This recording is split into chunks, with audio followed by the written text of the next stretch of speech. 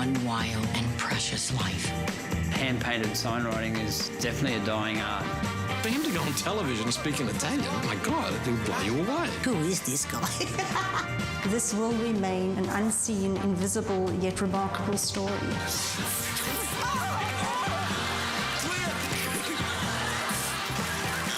Oh, I think you've got it. Mysterious, suspenseful, thrilling. New drama on ABC iView. Who are you? I'm a bad person who's trying to be good. What you did dishonors all cops. When a man is prey to his emotions, he is not his own master. There's been a report of inappropriate behavior. This life, this is all we need. You don't need to prove yourself to anyone. To stream the best drama for free, log in to ABC iView. Hello, Manning Tsigas with the top stories on ABC News. The PM has spent day 3 of the election campaign spruiking a $250 million cash injection for local oil refineries, while Labor pledged to fund care clinics to take the pressure off hospitals. Labor is also defending its decision to axe a planned review of the job seeker rate, arguing the party is being fiscally responsible. Meanwhile, Rogue MP George Christensen announced he's running on the One Nation Senate ticket after quitting the Liberal National Party last week. Australia's Pacific Minister has respectfully urged the Solomon Islands Prime Minister not to sign a security pact with China. Zed Seselja made an urgent mid-campaign dash to Honiara to express Australia's concerns with the finalised deal. Senator Seselja has told Manasseh Sogavare that Australia, working with the region, could fill the country's security needs. And Russia says more than 1,000 Marines defending the city of Mariupol have surrendered. The Ukrainian military has not confirmed the report. It's believed another Ukrainian battalion is still defending the city. The fall of Mariupol would be Russia's biggest victory in the war so far, linking its eastern gains to the coastline. And those are the latest stories. I'm Manning Tsigas. Bye for now.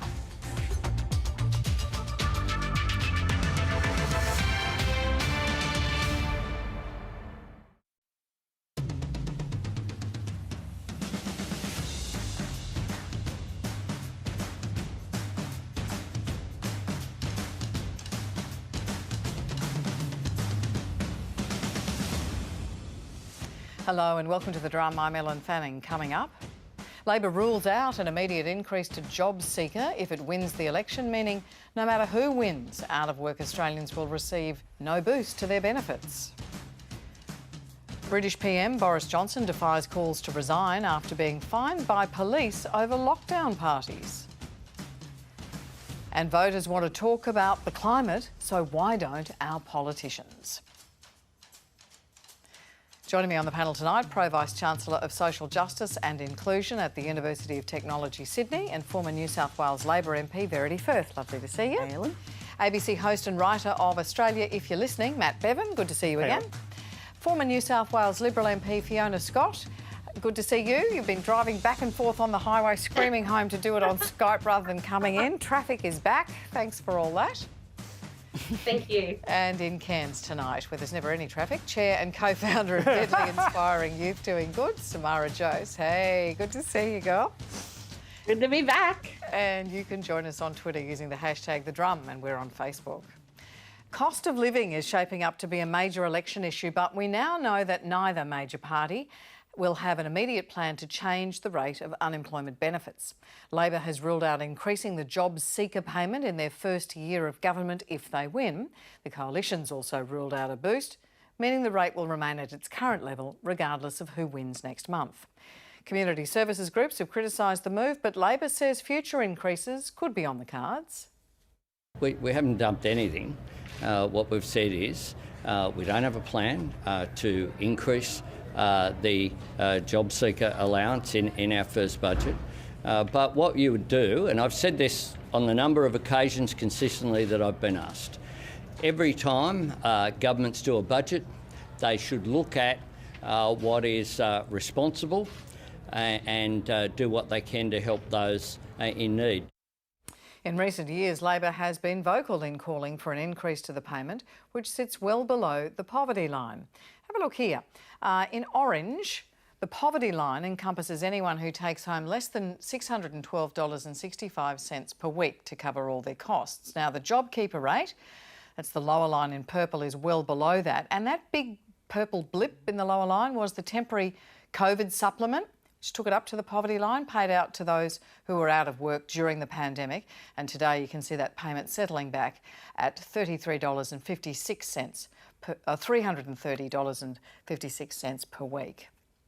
Ashley Stevenson has been unemployed for about 8 years. She first spoke with us last year about some of the pressures she's under. We checked in with her again today.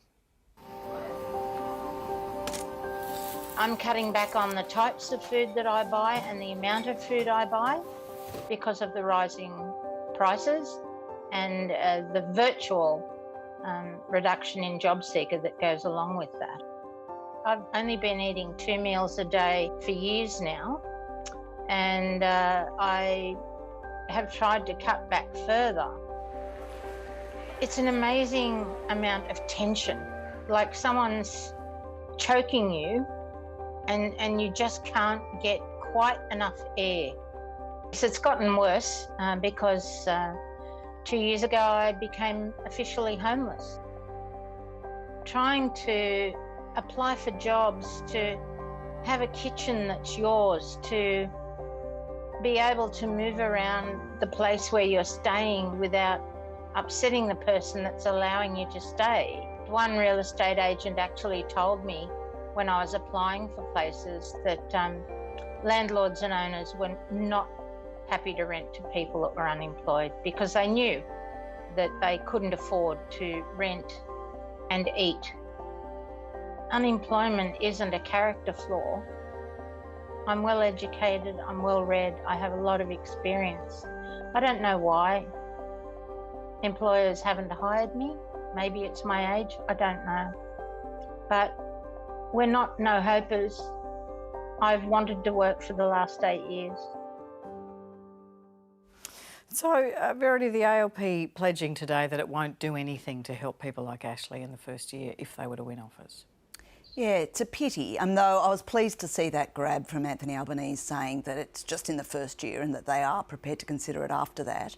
I mean, the thing about job seeker is that the fact that it's so far under the poverty line, what that means in actuality is that 1 in 6 children are growing up in poverty in Australia, and in single-parent households, that's as high as 1 in 4. So when kids... But that can wait another year to get sorted out. Is that right? Yeah, well, no. What I'm trying to say is I actually think we've got to act. And the reason we've got to act is it's one of those investments that if you invest now, you'll make a whole lot of difference further down the track, right? Well, we're in an election campaign. Anthony Albanese's the leader of the opposition, Labor opposition. You work for Anthony Albanese. Oh, yeah.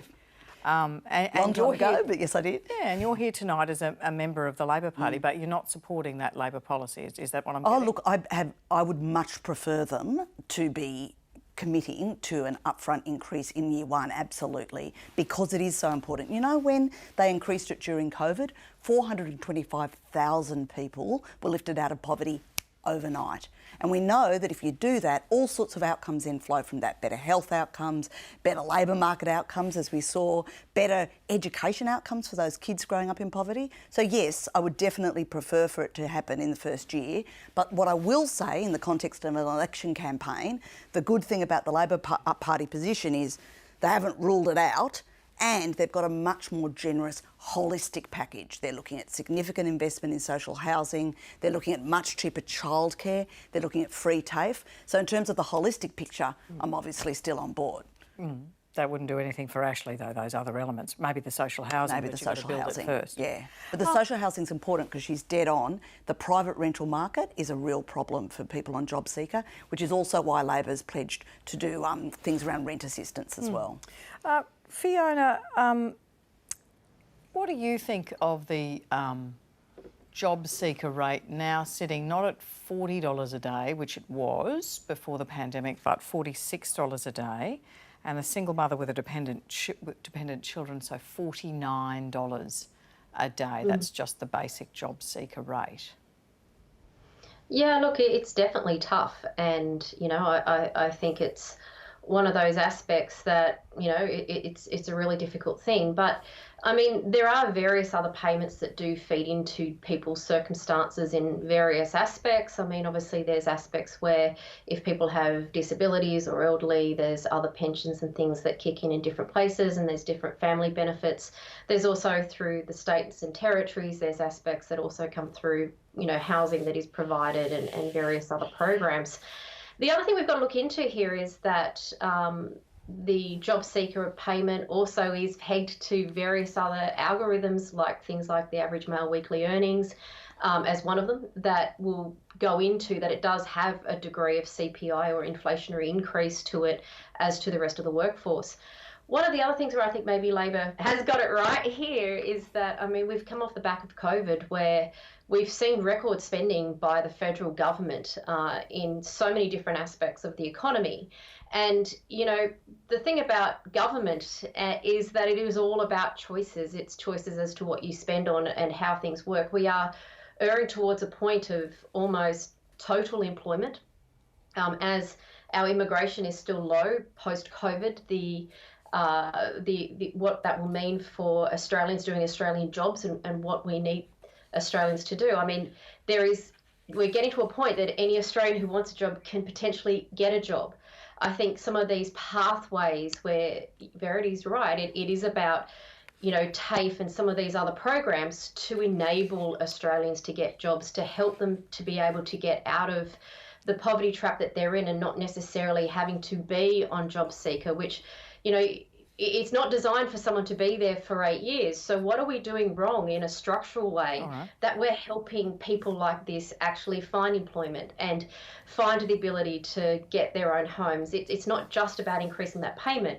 It's also about helping enabling that aspect too. And I'm not convinced that either side has that right. Yeah, let me go to Samara on this. You work with Indigenous youth in Cairns. What do you say to that comment that we're getting to a rate of unemployment that's so low that effectively anyone who wants a job can get a job? Come to Cairns. Good ways, like come to Cairns, speak to our mob, you'll probably get a different story. You know, this idea that until we're going to wrap these wraparound supports and provide pathways to TAFE, and that's all good and well, thank you very much. But we go back to core basic needs, Maslow's hierarchy of needs. I need a bed to sleep in. I need food on my table. You know, these are the core things. I need clothes on my back.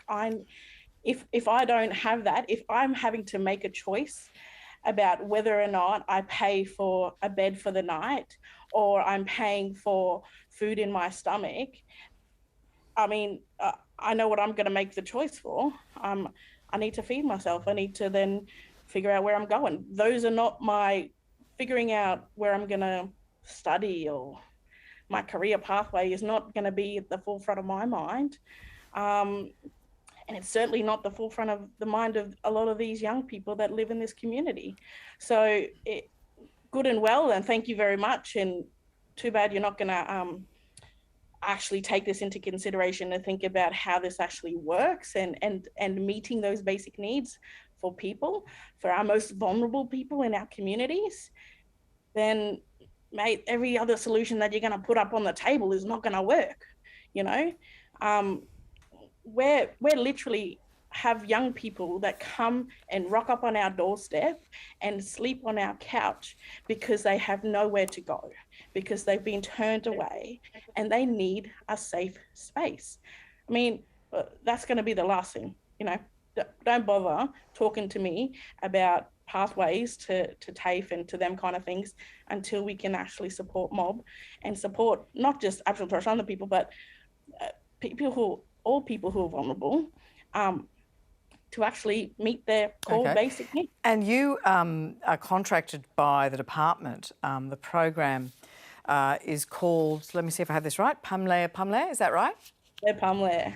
And that means family. And you said it twice because it's so important in Torres Strait Islander language. and you're supporting kids in out-of-home care. So draw the link for me between what you say is, well, it's clearly below poverty line welfare support and families being broken up, kids being taken away, kids in out-of-home care.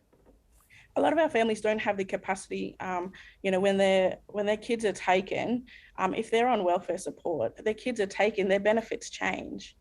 So what was keeping them afloat and being able to provide, you know, food on the table often gets stripped. You know, we've had cases where kids have been removed and then that mother and father end up homeless. So in order to be able to work towards, and they've been very dedicated parents who are working extremely hard, you know, to get themselves in order, to get their kids back from state care, they haven't been able to do that because they're still trying to figure out, how do I put a roof over my own head, let alone the kids? How do I keep my kids safe and change what's going on for ourselves?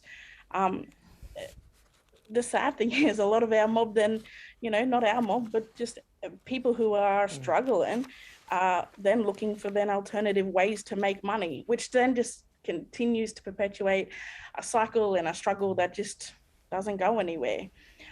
You know, our Parliament program is really about centering, rebuilding what has always been there for our people, which is our family. It's that sense of safety and security that we all collectively need. And not just as black bottlers, but as humans, you know? Let me turn to Matt Bevan here. This is interesting because it was so popular, Job Seeker, that $500 supplement, when suddenly lots of people were out of work. And so I guess you know, people didn't have to imagine, large numbers of people didn't have to imagine what it was like to be actually out of work for 8 years because they were there. Yep. And it was very popular, that benefit. And as you can see, what it did was it took the benefit to poverty level for that period of time. And yet the politics of it are playing so differently now. It's extraordinary for me, just in many different ways, the way that we've forgotten so much of 2020. We forgot what the first lockdown was like when the second lockdown arrived. And we forgot the lessons of what it was like when we were worried that unemployment was going to go up to 30%. We've forgotten what we felt like when that happened, when it didn't, and when it started to improve. We were like, oh, it doesn't matter, it never happened. We've forgotten so many of the lessons that we learned then, and that graph showing is such an interesting thing because so many people have forgotten about that. And it was an extraordinary social experiment that we all ran in a time of need, but we've forgotten a lot of the lessons from it. And, you know, the reality is that, you know, 2 years on, a year and a half on from that, we're now running into an election campaign and we're back to the way that things that used to be, and that is that there is a hierarchy of people who fit in with the Australian idea of what is important, and those are the people that we need to really support, and welfare recipients don't tend to be on that list. We're talking about tradies, we're talking about nurses, we're talking about doctors, we're talking about people with emergency, needing to go to emergency departments. We're talking about people needing jobs. That's what we're talking about, but we're not talking about this because we're back to a very similar campaign to all the ones run in the past, and we've really forgotten a lot of what we learned and what we experienced in 2020. Fiona, it's interesting. I mean, in an area where you are tonight, in Western Sydney, you think about the national level of youth unemployment. So even though we've got this extraordinary low level of unemployment, which, you know, could start with a 3 by the end of the week, youth unemployment in February was sitting at around 9.3%. Yeah. So it's a more complex story than that headline figure, which most of us can remember is 4%. Yeah. Look, I don't think anyone's going to forget 4% in a hurry, but I mean, look, I think it really is a complex issue. I mean, sitting here where I am in Western Sydney, Western Sydney has traditionally always had a high youth unemployment. I mean, part of that also is that Western Sydney tends to be the nursery of the Sydney Basin. And, you know, it is a really complex issue. It is about providing opportunity. It is about providing pathways. It is about how our education system dovetails into things and providing this holistic system. I mean, one issue I've always had a massive issue here in Western Sydney with is actually the length of settlement services. I mean, the fact that, you know, we'll be having Ukrainian refugees potentially come to Australia, but we've got to have long settlement services that help people transition with language challenges, with the PTSD issues that they will come from what they have seen in their home country, the trauma and managing those. And, you know, the ability of some of these people getting straight back out into the workforce is not reasonable. And so when we do actually start to defrag melting pots like Western Sydney and what that means with youth unemployment and other aspects, sure, the JobKeeper, you know, allowance is one component of it, but there's a whole range of other components. And one thing I was really pleased with, the Prime Minister about, say, for instance, the Ukrainian refugees, is that some of these settlement services have been brought forward. But I think there's an aspect in our country that these sorts of things, Labor, Liberal, doesn't matter. I think traditionally and historically we haven't managed this stuff very well. We do it better in a crisis, it sounds like Fiona's saying, doesn't it? Right? Yeah, we do. That sounds like what she's saying. We certainly do. It's interesting to me that, you know, Fiona's mentioning Western Sydney there. It's interesting to me that this isn't more of a big issue because so many of the areas that have the largest level of unemployment are also the marginal electorates. We're talking about the central coast of New South Wales, south coast New South Wales, Western Sydney, far north Queensland, northern Tasmania, Adelaide. These are all very important electoral areas, but apparently, you know, I'm sure the major parties have some internal polling that explains this. The British Prime Minister Boris Johnson is resisting calls to resign after being fined by police for breaking lockdown rules at the height of the pandemic. Police also fined Mr Johnson's wife and the Chancellor, Rishi Sunak, over a British birthday party, well, of course it was British, held at the Prime Minister's official residence in June 2020. I myself fell short when it came to observing the very rules which the government I lead had introduced to protect the public, and I accept in all sincerity that people had the right to expect better. Now, this isn't a news story. Earlier this year, Boris Johnson apologised after emails and photos emerged showing parties had been held at his residence, 10 Downing Street, throughout the pandemic, but he insisted no rules were broken. However, it puts him in a very difficult position, as explained by British political journalist Robert Peston. Boris Johnson now has the challenge of his life to prove that he did not willfully and knowingly mislead MPs, because if he did, then he has no choice but to resign under the Code of Conduct for Ministers, which he signed off. This is perhaps the most important test of the robustness and efficacy of the checks and balances in the British Constitution of my lifetime. This is not just a slippery slope, it is the bottom of that slope.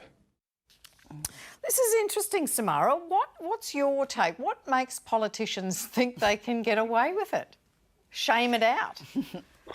Gee, I don't know what they think, but it's certainly a thing that I think at the core it's that they're protected by this power. You know, the institution, the political institution just gives them this power to go, well, you can do one thing and I'm going to go do another thing over here, you know? And gee, that's not right. That's where we go, okay, here now. We expect more of our politicians because it's about you have access to resources and information that the general public doesn't necessarily have.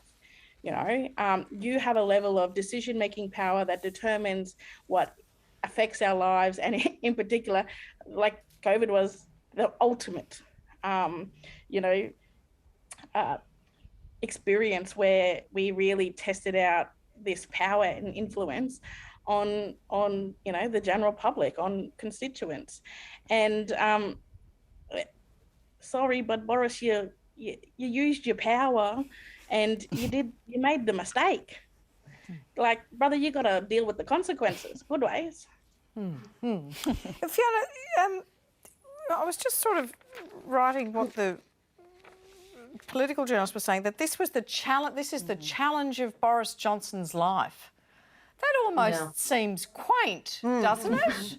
That a politician's been caught out, and that might actually mean something, and that they might be facing the challenge of their life.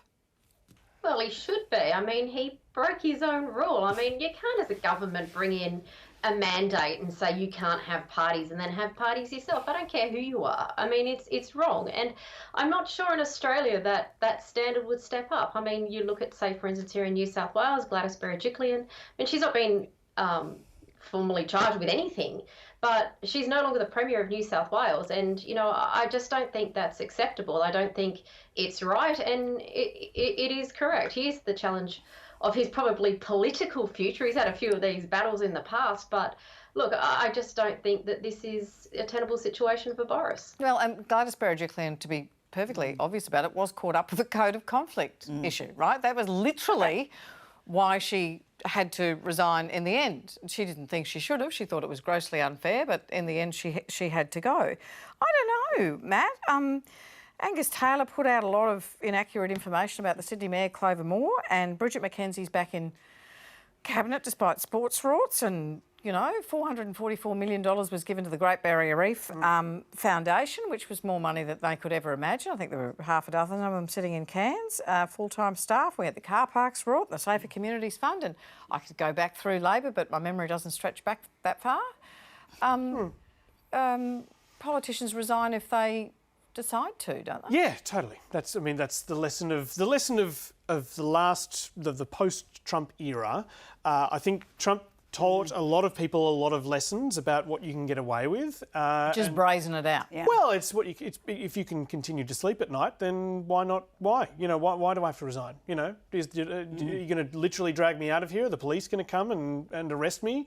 If not, then I don't have to go. You know, vote me out the next election. Until then, I'm staying here. I mean, and I think that's, you know, Boris Johnson emulates Trump in many different ways. He's learned a lot of lessons from Trump. He's a much cannier politician in many ways than Donald Trump is, though perhaps doesn't have the, you know, crowd building capacity, the charisma. He couldn't fill a stadium. No, he couldn't fill a stadium, but he can, you know, play people to play things to his advantage. He's a smart guy, and he's decided that I'm not going, and, you know, make me, you know, drag me out of here.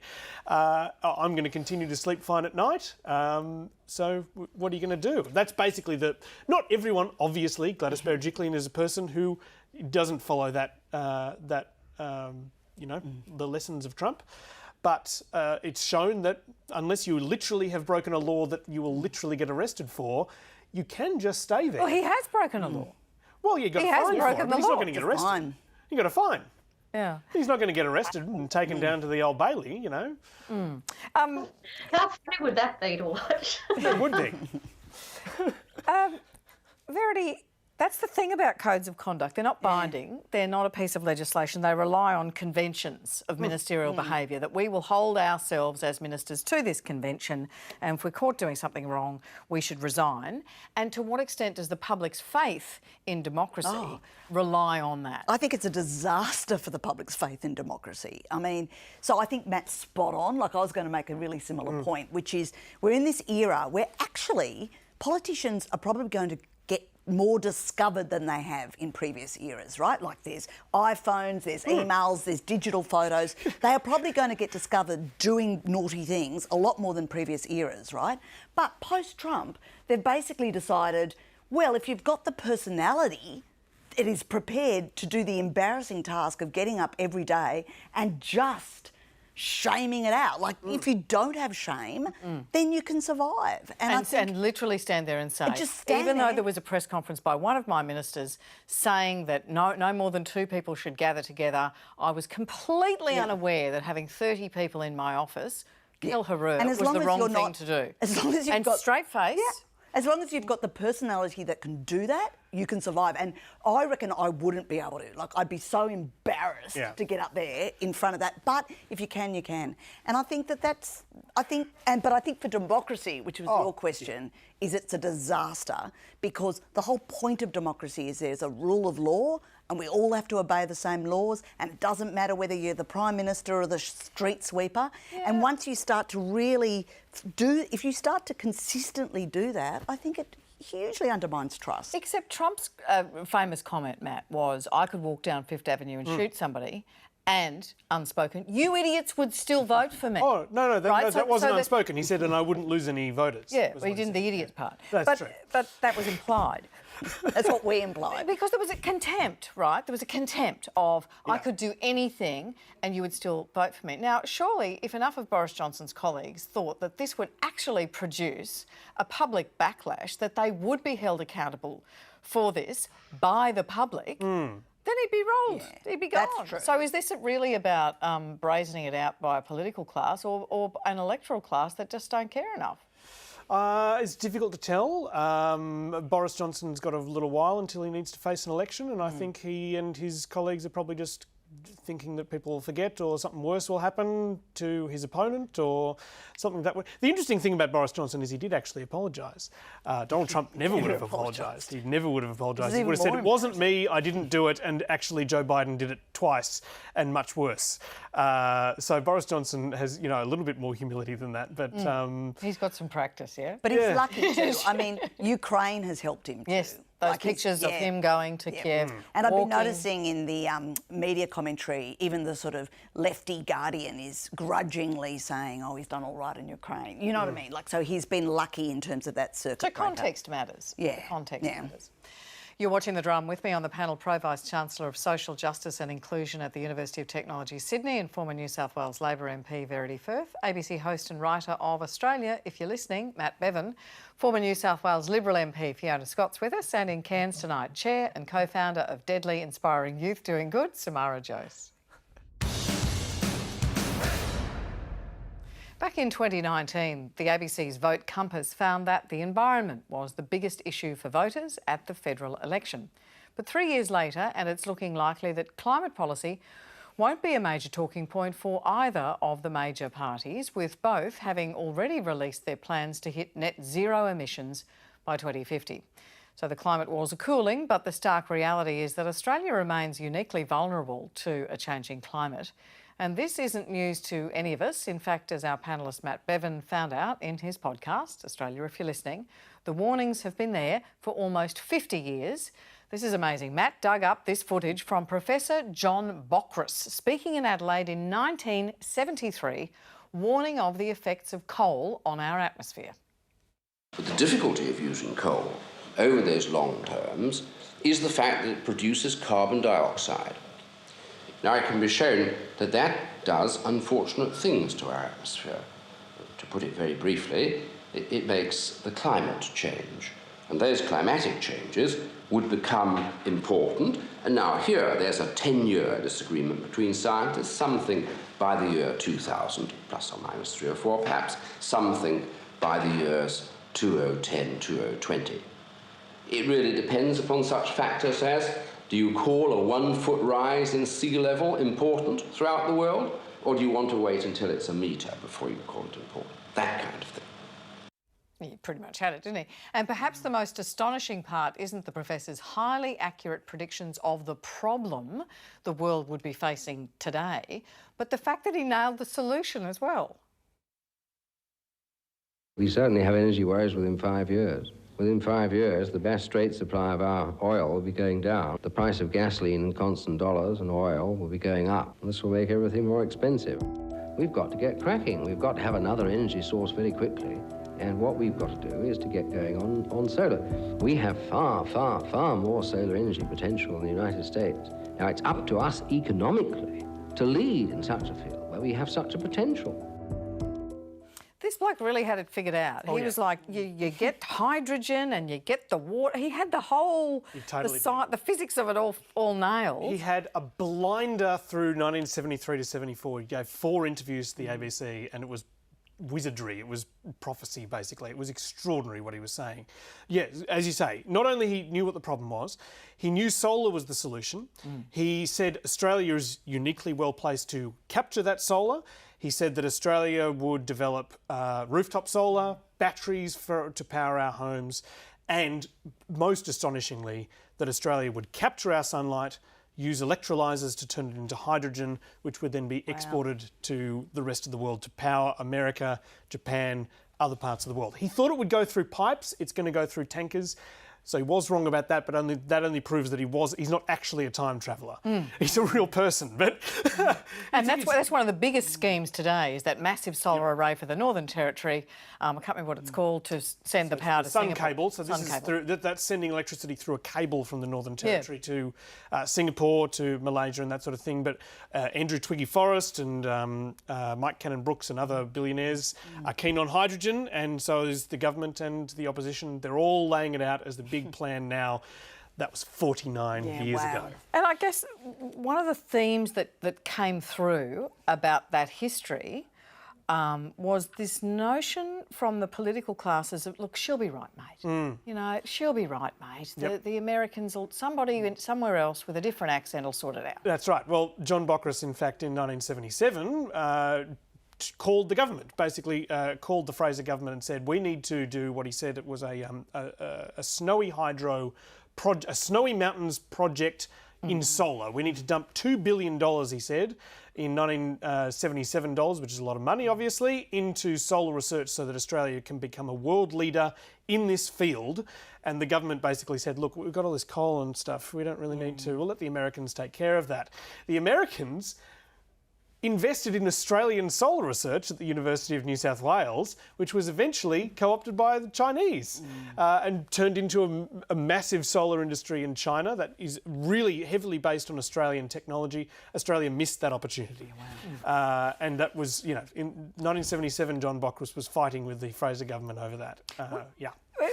Let's just stay in the past a little bit. Fiona, we've wasted decades. We've wasted decades in this country. And you're in Penrith. And Penrith, on the 4th of January 2020, recorded a temperature of 48.9 degrees, officially the hottest place on earth that day. And I wonder how you reflect, having served Tony Abbott as Prime Minister when you were in the Parliament, 2013 to 2016, as a leader who said climate change would do more harm than good than harm, that the world was in the grip of a climate cult, and in 2009 said that climate change was, quote, absolute crap.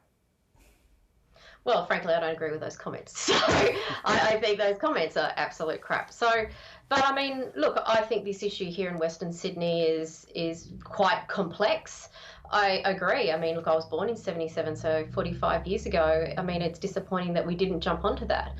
But hang on, you were part of the government that specifically said it wasn't going to jump onto it. I mean, that was Tony Abbott's policy was, well, that was his personal position. They were his kind of throwaway comments. And the reflection from commentators now is that insufficient was done over many, many years, but the climate wars certainly kicked in around the carbon tax and all the rest of it. And you were a part of that government when the climate wars got really tough, and commentators and experts will tell you that's when, most recently, the time was to act was lost. Yeah, I'd actually maybe slightly argue with the timing that I think the climate wars got really tough when the ETS was put into the Parliament under the Rudd-Gillard governments, and the Greens actually knocked it back, and it sort of created this issue where the Nats split, and I think it sort of goes slightly before then. And look, that's not my opinion. That was Tony's opinion at the time, but it's not mine. And I think one of the challenges where these things have been missed, when I do look at the people of Western Sydney and that day where it hit nearly 50 out here, I mean, it was awful. It was really bad. And, you know, I live in an area where I'm right up against the Blue Mountains. So as soon as the Blue Mountains go on fire, we're on fire alert. I'm 500 metres off the Nepean Hawkesbury River that's been flooding multiple times. So, I mean, Western Sydney absolutely sees these aspects. And, you know, we do so many things that are not necessarily right. I mean, looking at the energy generation is a huge issue. We also need to look at how we use energy and what we use energy for. We need to look at housing design. We need to look at, you know, turning over farming land into eave-to-eave housing with black masonry roofs, black roads, and what that means for urban heat islands in places like Western Sydney, and what that does to the health of the community that's actually living here.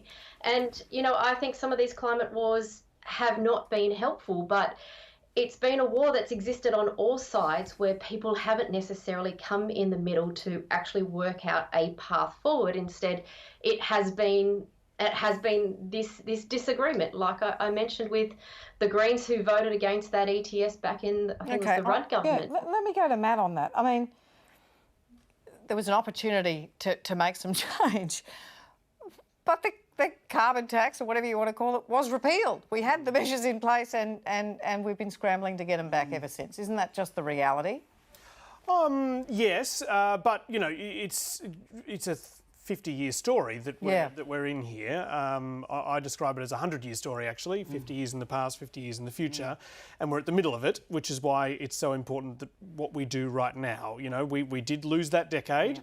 We kind of lost the decade before as well, and, you know, we've ended up in a position where, because of the horrendousness of the climate war, so many of the policies that other parts of the world use to do this are off the table. You couldn't take them to an election because you'd be worried about being losing your job in your own party. That's the legacy of the climate wars. But the fascinating thing in making this podcast is how much things have changed since the last election cycle, since 2019. The Australian Energy Market Operator, AEMO, puts out a report every 2 years, which is the Integrated Systems Report plan. The point is they put it out every 2 years and they project what our energy supply is going to look like in the future.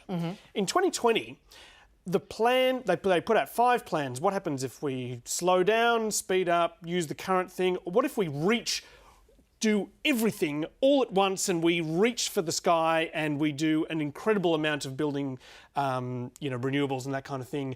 What will that look like? That was the REACH plan in 2020. Now they're putting out the 2022 one. The REACH plan is the most likely one. It's happening. In 2 years, it's gone from an aspiration to the most likely outcome. So are we at the point of saying, well, she'll be right? Well, people put solar panels on their roofs.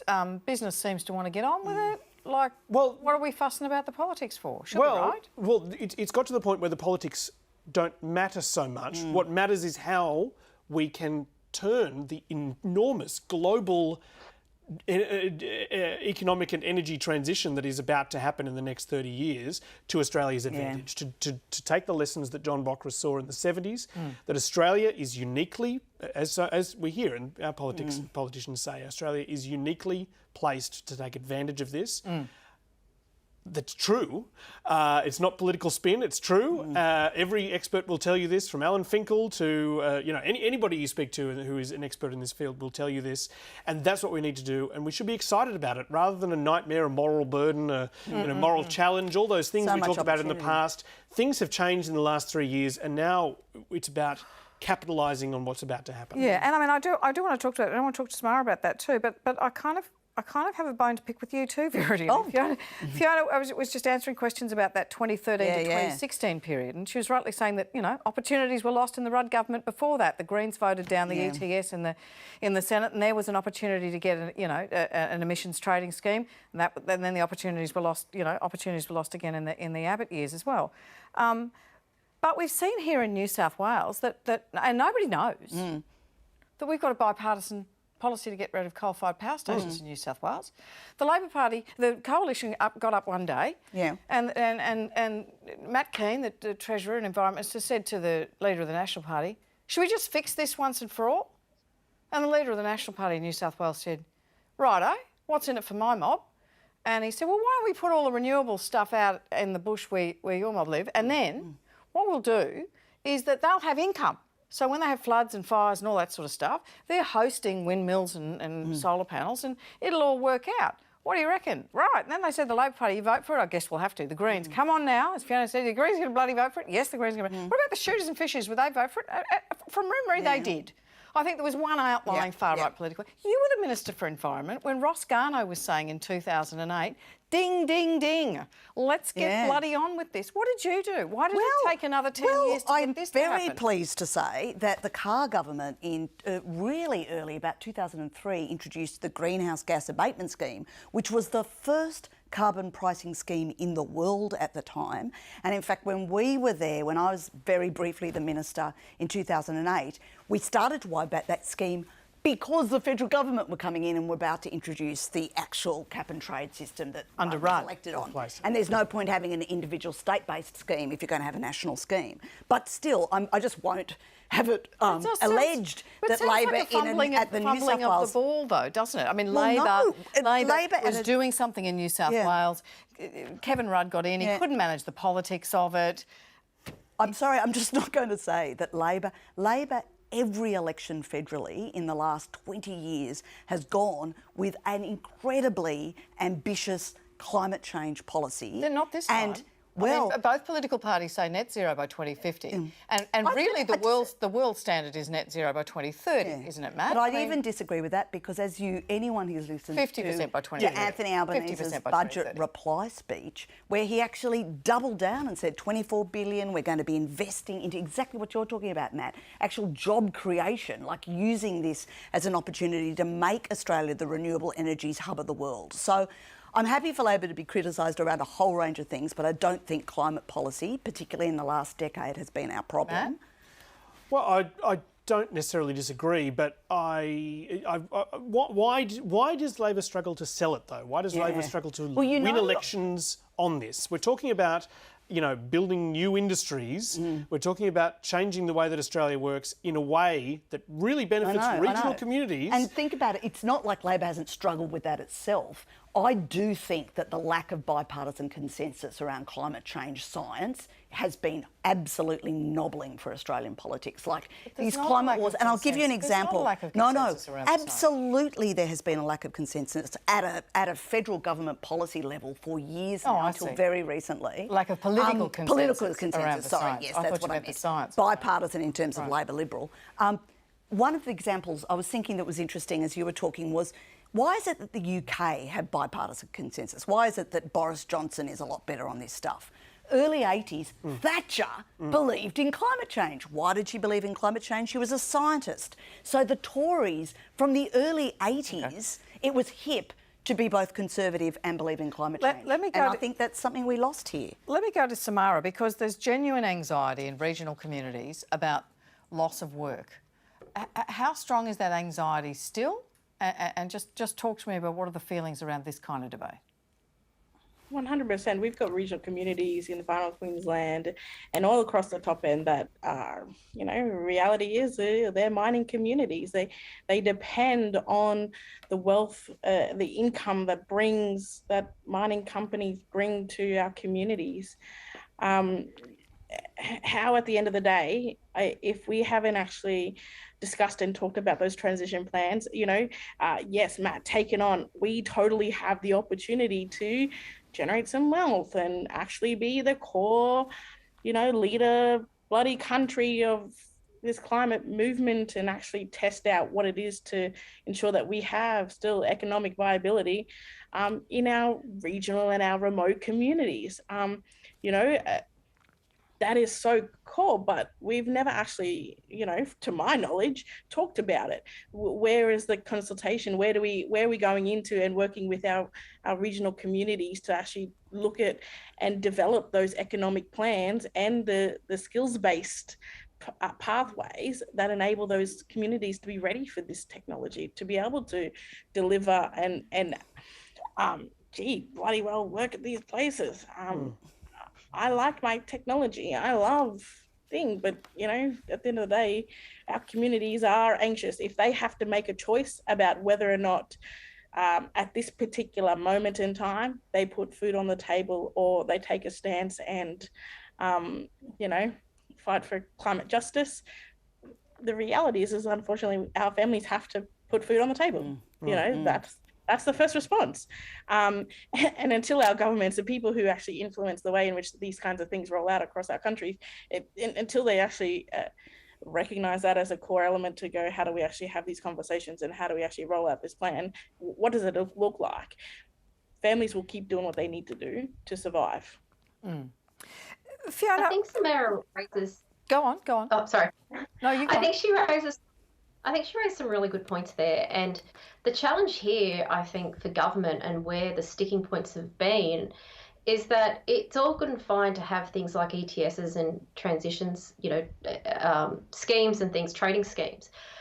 But The challenge here really is about how you transition our country away from coal when our economy has been so dependent on it. Our federal budget is so dependent on coal as a resource. And the other challenge when, you know, the carbon tax was in, I mean, I door knock 30,000 houses here in Western Sydney, and, you know, I'd find pensioners who would be in the middle of winter sitting in one room of their house, you know, frozen, and in those stupidly hot days here in Western Sydney, they'd be down at the St Mary's Band Club or something, just trying to stay out of the heat to try and keep themselves cool because they were terrified to put their air conditioning on. And, you know, to put on those sort of trading schemes, which was some of those climate wars were about, doesn't actually address the anthropological change that's needed by just taxing people more or charging people more.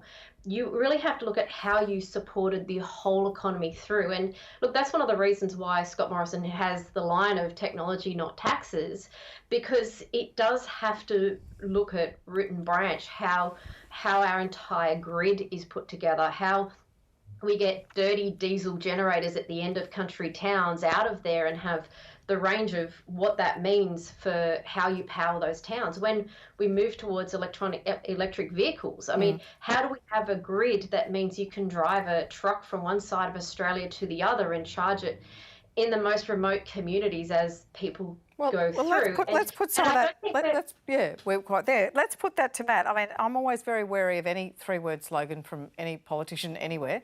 Technology, not taxes. There's certainly policy behind that.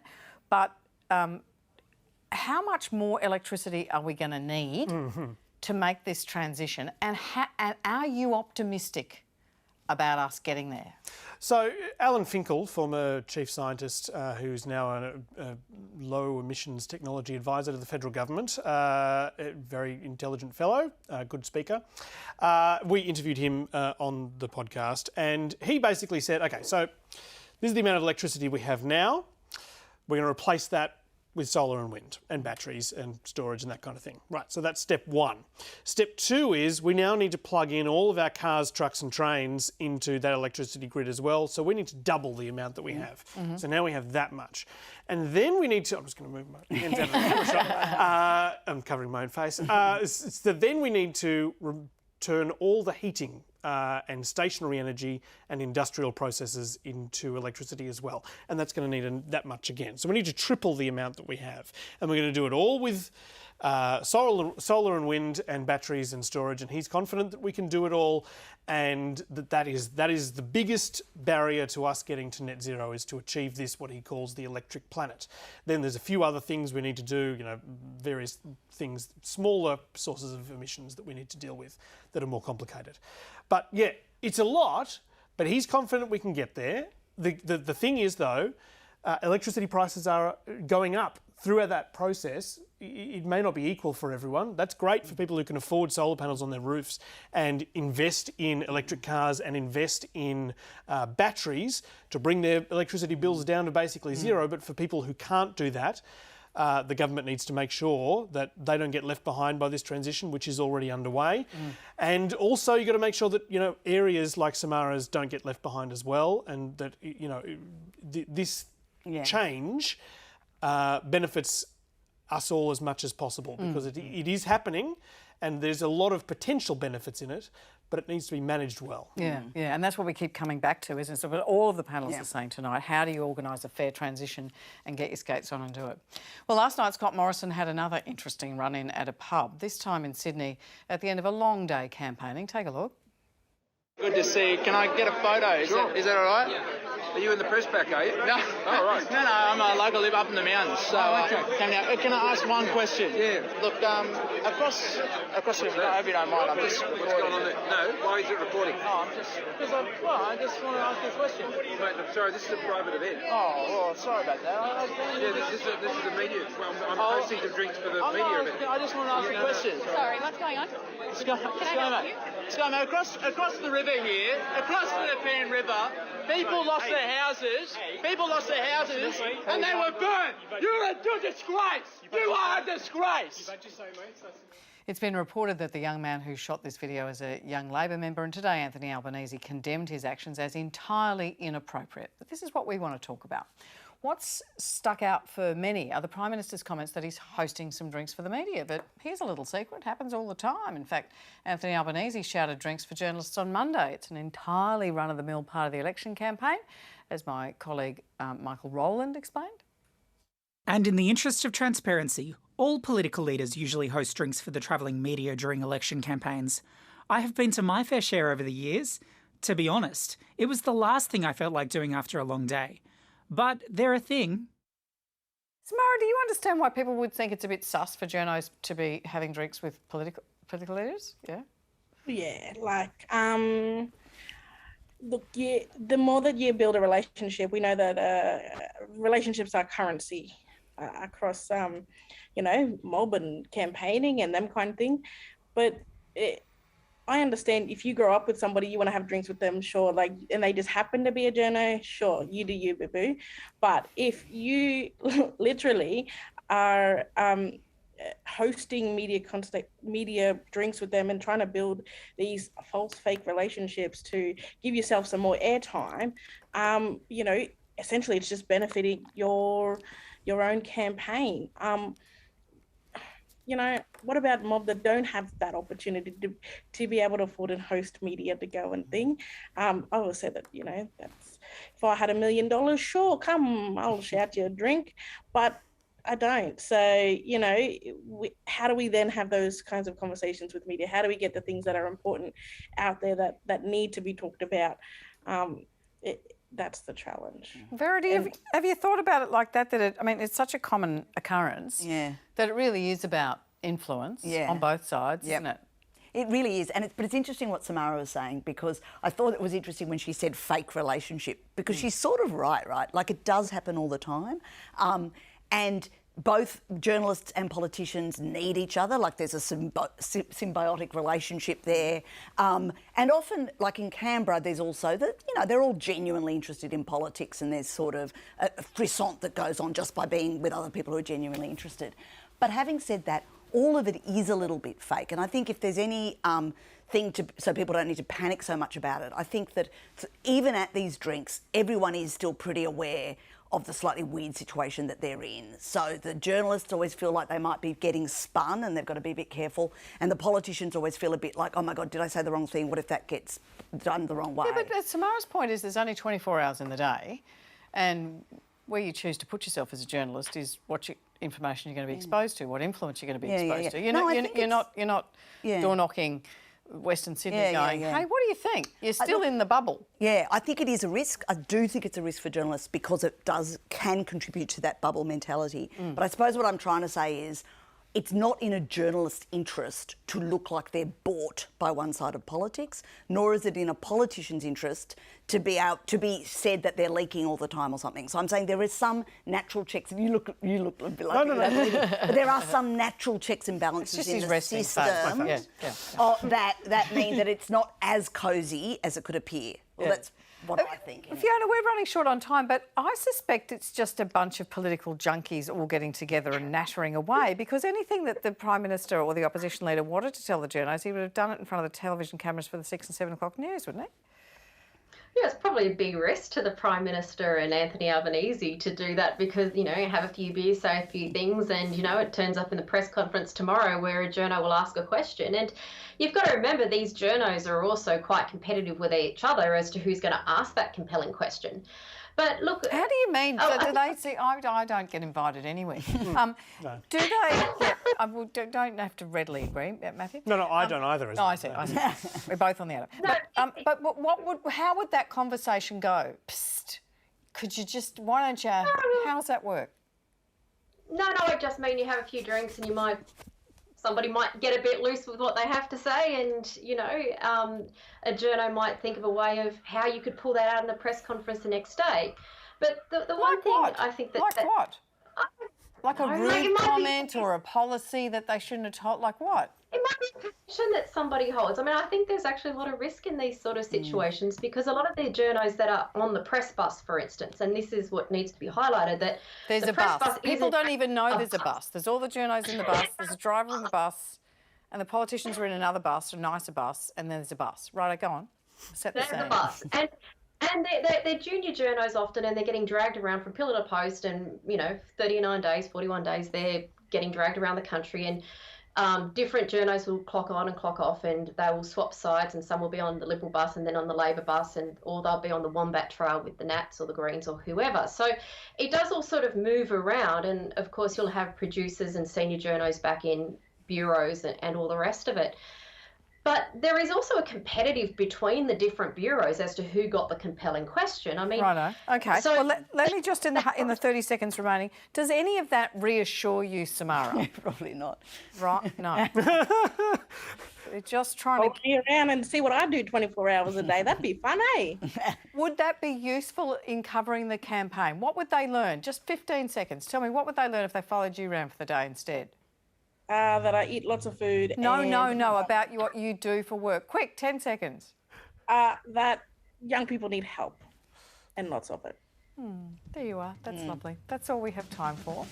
Thank you so much to our panel, Verity Firth, Matt Bevan, Fiona Scott. Thank you, Fiona, for dashing up and down highways and sitting down and doing all those things. That was brilliant. Samara Joseph, lovely to see you as ever. Julie is back tomorrow. Have a great evening. Good night all.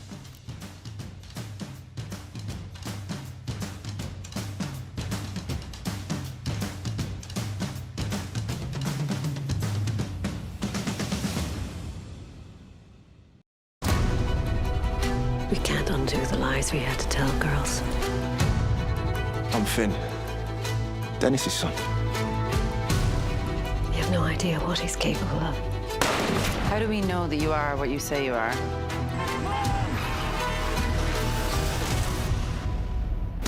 I knew my dad, he wasn't a murderer.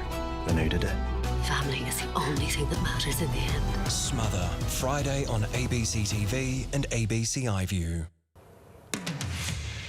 WA relaxing a range of COVID-19 restrictions, including changes to close contact rules.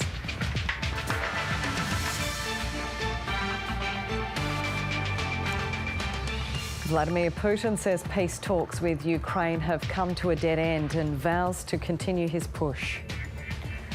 A revolutionary new surgery pioneered in Perth, helping people hear again.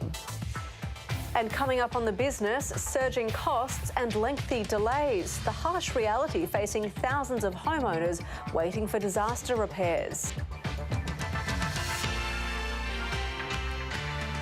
This is ABC Late News. Hello, I'm Pamela Medlin. A range of additional COVID-19 restrictions in WA are being relaxed at a minute past midnight local time as the state government responds to continuing low numbers of people with severe illness from the disease. In another shift, Western Australia will also adopt the national definition for a close contact. That means only people required to isolate will be those who are infected, their intimate partners or people they live with. After the frustrations of a classroom or workplace infection landing you in quarantine for a week, many West Australians seem ready for more relaxed restrictions. Probably good, because we're going to have to learn to live with COVID. Oh, it's pretty good. They can actually not go out without having worry about getting isolated. It is what it is now. We have to deal with it.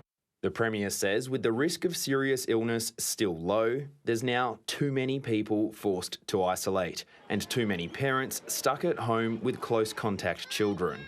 The cost begins to outweigh the benefit. Now, you only have to isolate if you catch COVID, are the intimate partner of someone who has, or you live with an infected person. Unless you're one of those people or are symptomatic, anyone else isolating as a close contact is free from midnight. Lifting the capacity limits at hospitality venues was already planned, but now the capacity limits on private gatherings will be dropped too. There'll no longer be testing requirements for arrivals into the state, and the QR code check-in requirements will be scrapped everywhere except for hospitals. And that's the advice we've received from the Chief Health Officer. We had conversations about it over the last couple of days. This is the right time to remove these restrictions. Of course, we are keeping some restrictions in place. Set to stay for now are vaccination mandates, restrictions on visiting hospitals, aged and disability care, the 2 square metre rule, and the 75% cap on crowds in stadiums and theatres. There's also no end in sight for the indoor mask mandate. The thing about mask wearing is it does reduce the rate of infection. It's actually something that works. The state has recorded 7,500 new cases, 2 deaths, and has 4 COVID patients in ICU. James Carmody, ABC News. Labor sought to switch the election contest from the economy to health with a promise to relieve overstretched emergency departments. And while the coalition turned its attention to fuel supplies, one of the Prime Minister's late captain's pick pre-selections has come back to bite him. Here's political editor Andrew Probyn. After a couple of difficult days, Labor's switching its campaign to friendlier territory, in spite of the odd hazard. Anthony Albanese promising to take the pressure off hospital emergency departments. Our aim is to build it back better. $135 million to turn 50 GP surgeries into 7-day-a-week urgent care clinics, reworking pledges from Bill Shorten and Kevin Rudd before him. This is a very different promise and a very different commitment. This has been fully costed by the Parliamentary Budget Office. But Labor won't now be costing or reviewing an increase to the job seeker payment should it form government. We haven't dumped anything. What we've said is we don't have a plan to increase the job seeker allowance in our first budget. It means the $46 a day payment will remain unchanged regardless of who wins on May 21. Debt's heading towards $1 trillion. Whereby you can't repair all of the damage or do everything that you want to do immediately. And what do I do now? Whoa.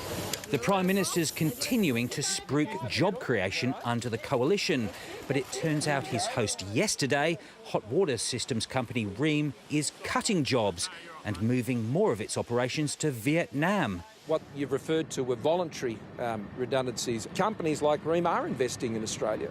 Oil companies to share $250 million from taxpayers to upgrade refineries in Geelong and Brisbane, provided the companies match the investment. Fuel security very much at its heart. But the PM's facing fallout from one of his pre-selection captain's picks in his home state of New South Wales.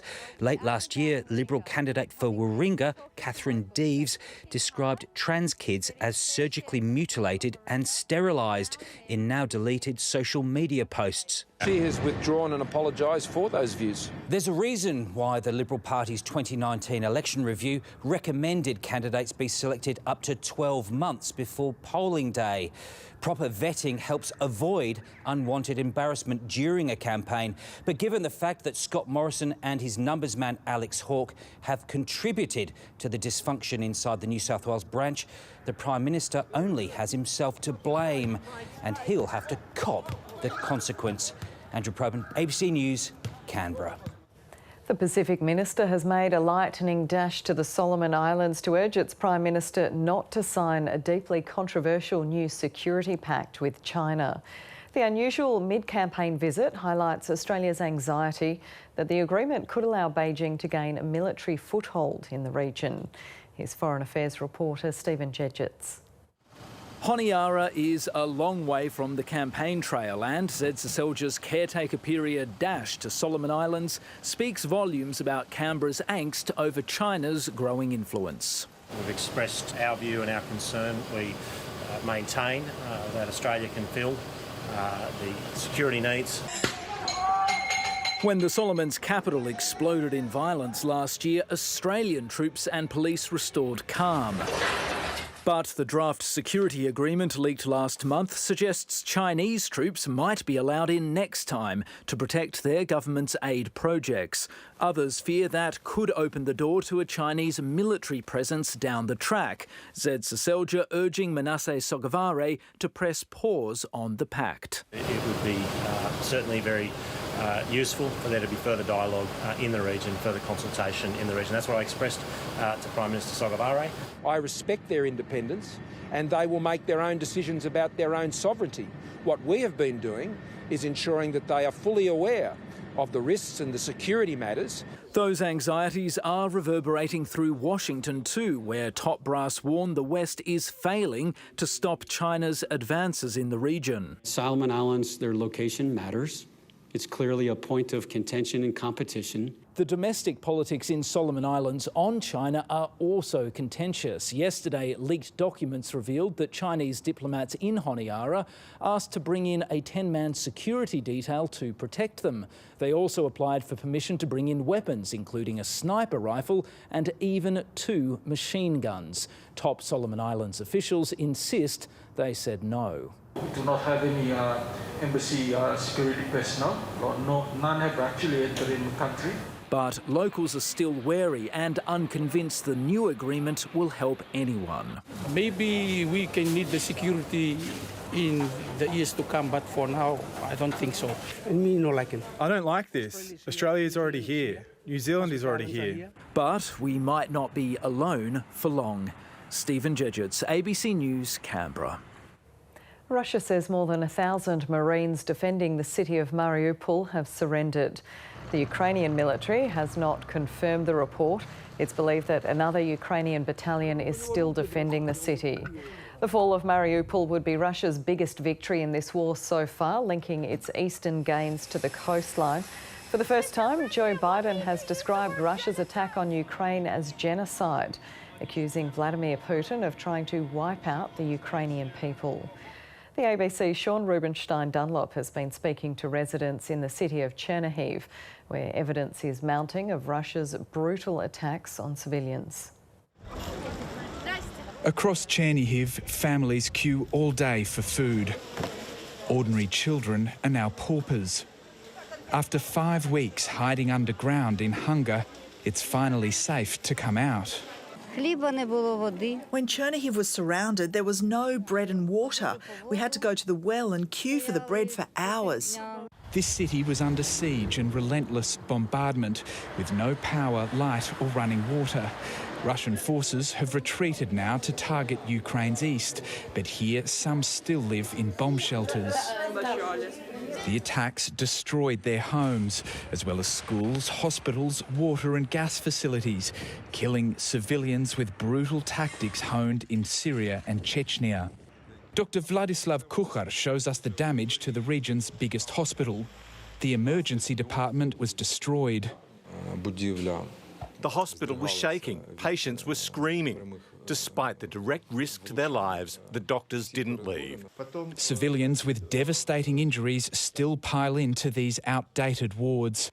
Valentin Osupenko has burns and shattered bones. He says his house was hit with cluster bombs, which caused random carnage and are banned by the UN.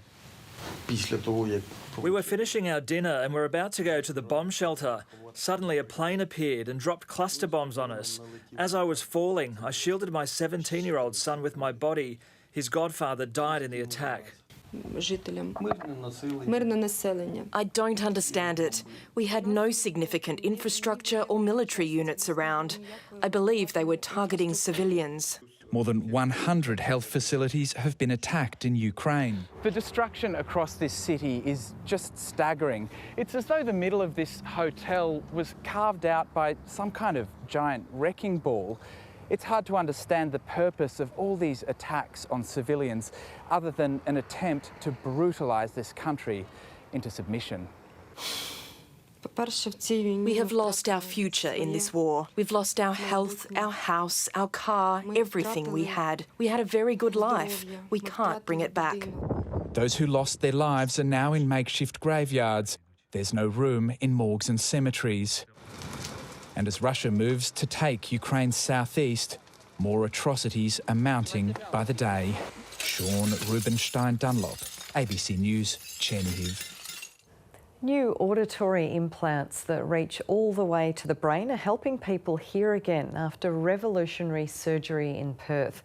The implants are perfect for people whose nerves have been damaged from tumours. Hannah McPearsey was born with neurofibromatosis type 2, a genetic condition.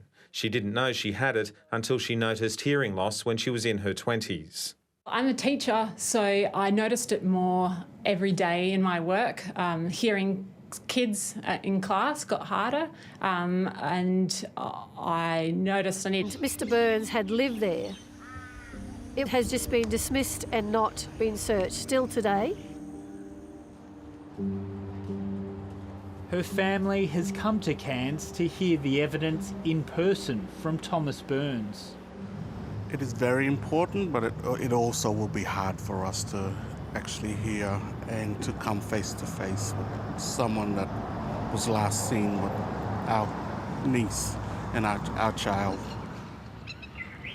We'll find out more information where... They're disappointed with how police approached the investigation. They could have done more. Yeah, it's just failing us as a family. In his report to the coroner, Detective Senior Constable Worth said he couldn't rule out foul play, but it was most likely Miss Bernard had walked off the quarry site. And I've always said that it felt like because of her background being Aboriginal that it's another Indigenous person go and walk about or will show up again, which isn't the case. Miss Bernard's family say so many unanswered questions remain and they cannot rest until they bring her home. We as a family need closure. In Aboriginal culture, we've got to have a body to send away a spirit. Thomas Burns and Queensland Police declined to be interviewed while the inquest is ongoing. 7:30 requested an interview with the Queensland Police Union, but it didn't respond. That's the program for tonight. Thanks for your company. Good night.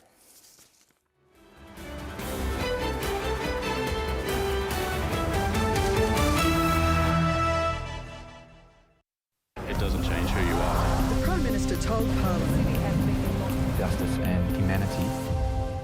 This is DW News live from Berlin. US President Joe Biden makes his most serious allegation yet against Russia's Vladimir Putin. Yes, I called it genocide. Mr. Biden says the Kremlin's trying to wipe out the entire idea of Ukrainian nationhood. Meanwhile, Russia claims Ukrainian Marines defending Mariupol have surrendered. Also on the program, Finland says it will decide within weeks whether to apply for NATO membership. Public support for joining the Western military alliance has surged since Russia invaded Ukraine. And flooding in South Africa claims hundreds of lives. Many others are still missing after heavy rain and mudslides sweep away homes and infrastructure in one of South Africa's deadliest storms.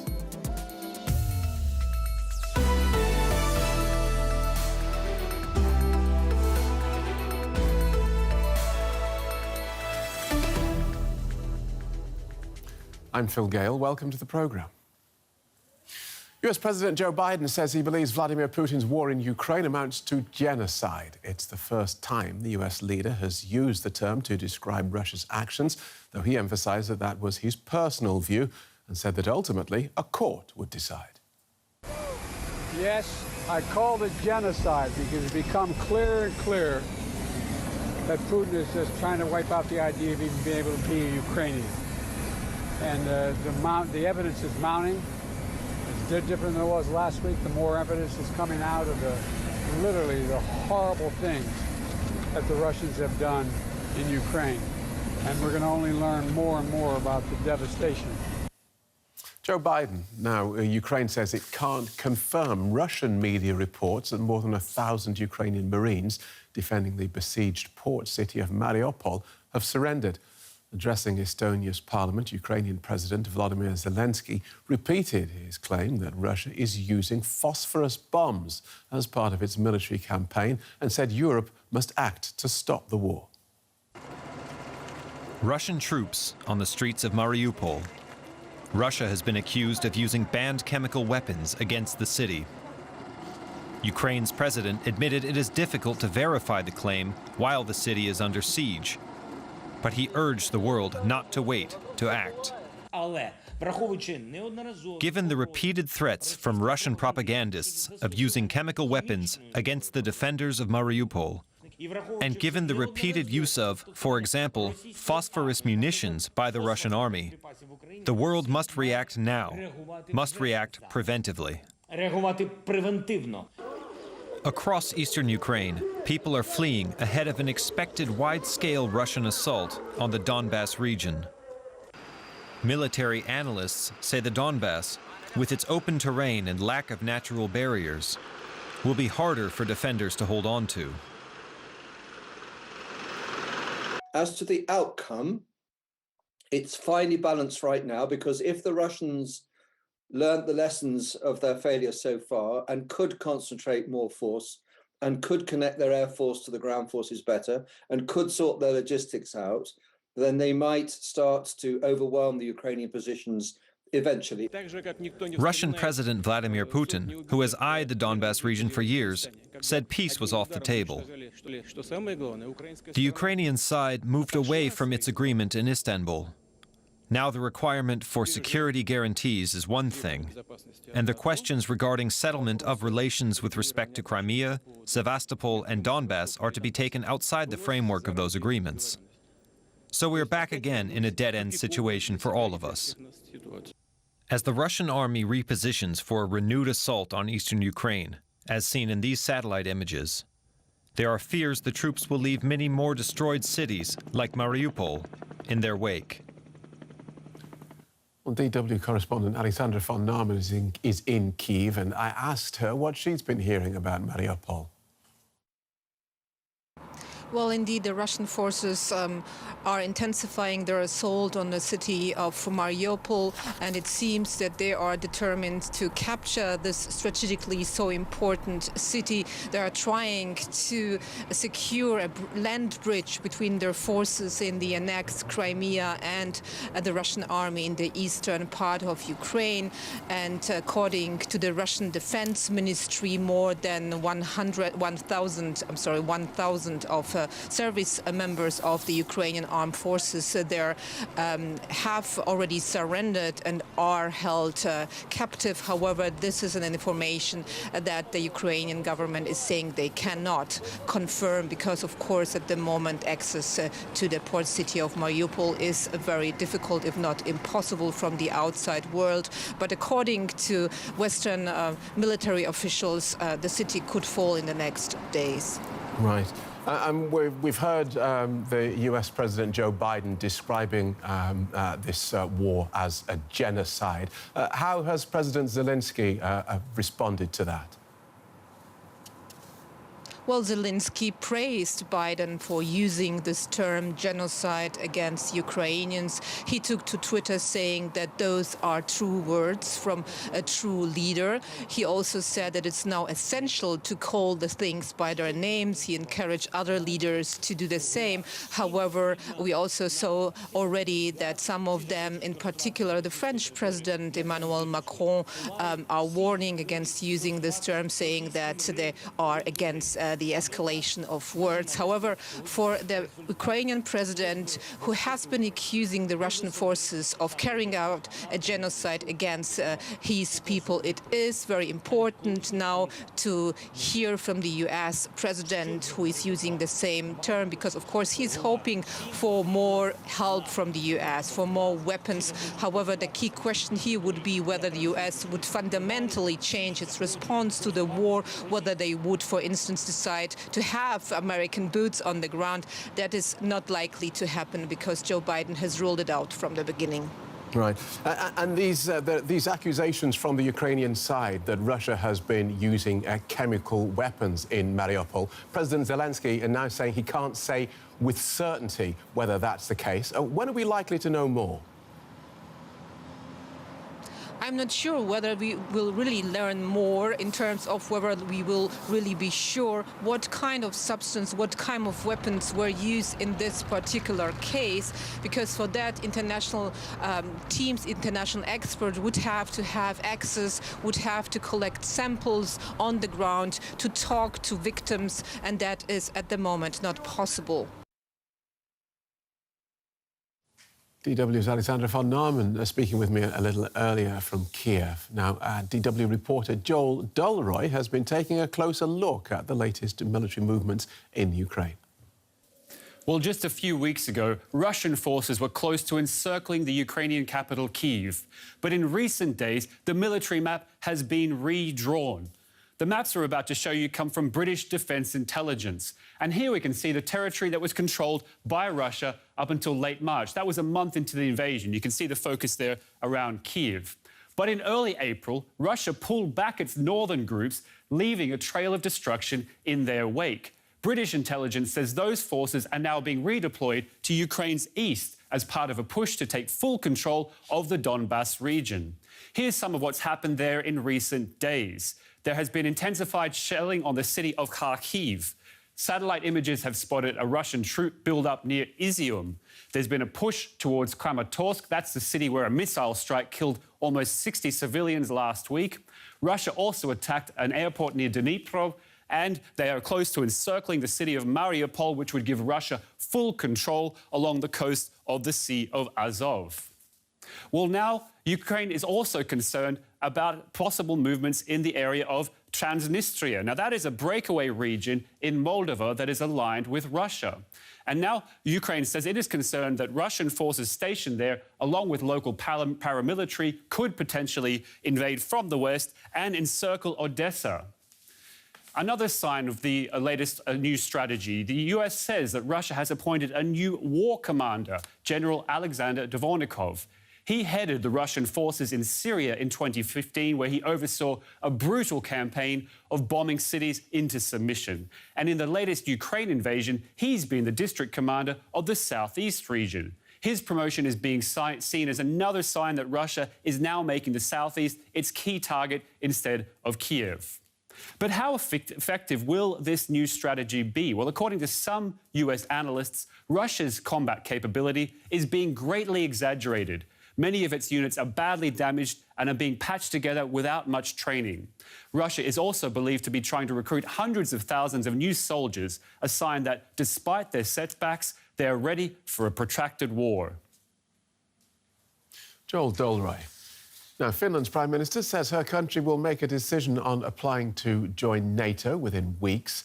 Sanna Marin has been holding talks in Stockholm with her Swedish counterpart, Magdalena Andersson. The two leaders say Europe's security landscape has changed following Russia's invasion of Ukraine, and they are now carefully considering whether their country's security would be improved by joining the Western military alliance. Both Finland and Sweden make independently their decisions regarding security policy arrangements. But we do that with a clear understanding that our choices will affect not only ourselves, but our neighbours as well. Our aim is clear. We want to guarantee peace in the future for us and for our region, for Europe, and to contribute towards that aim with our own choices. We have to analyze the situation to see what is best for Sweden's security, for the Swedish people in this new situation. And you shouldn't rush into that. You should make it very seriously. That is how I work as the Swedish Prime Minister. Well, I spoke with DW's Brussels correspondent Jack Parrack, and I asked him how Finland would make its decision. Well, this is the interesting point now, is it's not just about whether they should, but how they should go about joining NATO if they did want to. What Sanna Marin, the Finnish Prime Minister, has done is put forward this security report to the Parliament, which they will now start to discuss. They will have a look about what it means for their country, how it fits in with their country's current security and military commitments. The big discussion is about whether this should be put to a referendum to the people to decide whether they want to join the NATO military alliance. And actually, the Finnish president recently said that that probably wasn't necessary because what they've seen is overwhelming evidence that the people of Finland are in favour of joining the NATO military alliance. It's gone up by about 19 percentage points since the invasion of Ukraine at the end of February, meaning that somewhere in the region, depending on the polls you look at, but some can be sort of late 60s, early 70% of the population are in favour of joining NATO. So now what they're going to do, as she said, is going to be within weeks, they're going to start having serious discussions about joining the NATO military alliance. Remember that in June, there's this big summit of NATO leaders in Madrid, and most people are saying that sort of forms a kind of time frame that if these two countries, Finland and Sweden, did want to apply to join to be members, doing it before that June summit would be a good thing to do. Right, a similar situation in Sweden? Well, actually, in Sweden, if you watched that press conference earlier, it looked more like Sweden were the Swedish Prime Minister was slightly more reticent than the Finnish Prime Minister about their potential joining of NATO. But one of the major newspapers in Sweden, the Svenska Dagbladet, has just released an article saying that actually they have sources within the government telling them that the Swedish government will apply for NATO membership themselves before the June summit as well. So that's also up for debate, how they will do it. Would there need to be a referendum there? The EU Commissioner from Sweden, Ylva Johansson, said that she didn't think that a referendum would be necessary. Remember, in European Union countries, we saw that Brexit referendum only a few years ago, which was down to the wire and caused a major shift and a political upheaval in Britain. And so I think politicians in Europe are slightly nervous to put this kind of thing and their own political fortunes to a vote when they know they already have pretty broad support for membership. In Sweden, I think the most recent poll that I've seen said about 59% of people are in favour of joining NATO. And why have these countries, Finland and Sweden, why have they avoided NATO membership until now? Well, it's historical, partly, you know, to try and prevent any sort of trouble with Russia. Finland has had this sort of special security relationship with Russia. They have a 1,300-kilometre plus border with Russia, and obviously the Kremlin, even you know, in the last few days, the Kremlin spokesperson Dmitry Peskov has come out and said that if Finland and Sweden were to join NATO, that they would have to rebalance their situation. Could be potential for Russian troops to be heading towards the Finnish border, and the sense has been it's been a delicate balance until for this period. Historically, obviously, there was the war in 1939 that Finland was involved in with the Soviet Union, with the Soviets, and so because of that, there's been you know, a complicated relationship, which now may start to be changing after the invasion of Ukraine. That's Brussels correspondent Jack Parrock speaking to me a little earlier. Now, more than 4.5 million refugees have fled the war in Ukraine, according to the UN. The majority of them end up in neighbouring countries like Moldova. Amongst them are tens of thousands of Ukrainian Jews. DW correspondent Tanya Kremer travelled to the Moldovan capital, Chisinau, where the Jewish community is rallying to help. A former printing house in the Moldovan capital, Chisinau, now a refugee reception center. It has been set up by Israeli aid organizations to support Jewish refugees from Ukraine and help them immigrate or make aliyah to Israel. For Gadi Teichmann-Dan from Tel Aviv, this work is very close to his heart. As a child, he left Ukraine for Israel with his parents. After the long journey, and that we'll get a good night's sleep and rest before the flight. This is our goal, to send the people as fast as possible with all the basic needs that they need to Israel, to safety. Julia has already started over once before. She was uprooted from her home because of the conflict in the Luhansk region in 2014. She hopes she has the necessary documents on hand. I just want to finally start living normally. I want a family, kids, to live in a peaceful place, a peaceful country, under peaceful skies. I don't want to run from the war again for the second, third, fifth time. I'm sorry. Not everybody gets permission. Documents are checked by Israeli consular staff on site. By Israeli law, someone with at least one Jewish grandfather is eligible to receive citizenship. We help the community and other Jewish organizations to help them meantime to live somewhere, to eat, to have the condition for the few days that they are here, checking their documents if they have the right to come to Israel by the law, and then flying to Israel with our planes. Some of the refugees also want to go to other countries like Germany or stay in Moldova. The local Jewish community has also stepped in to help. The Chabad synagogue, under renovation, has opened its doors to refugees. In the soup kitchen, cook Natalie believes a daily hot meal helps people in crisis. We made lots of soup, lentil soup, borscht, salads and that sort of thing, to make them feel better, to give people strength and happiness.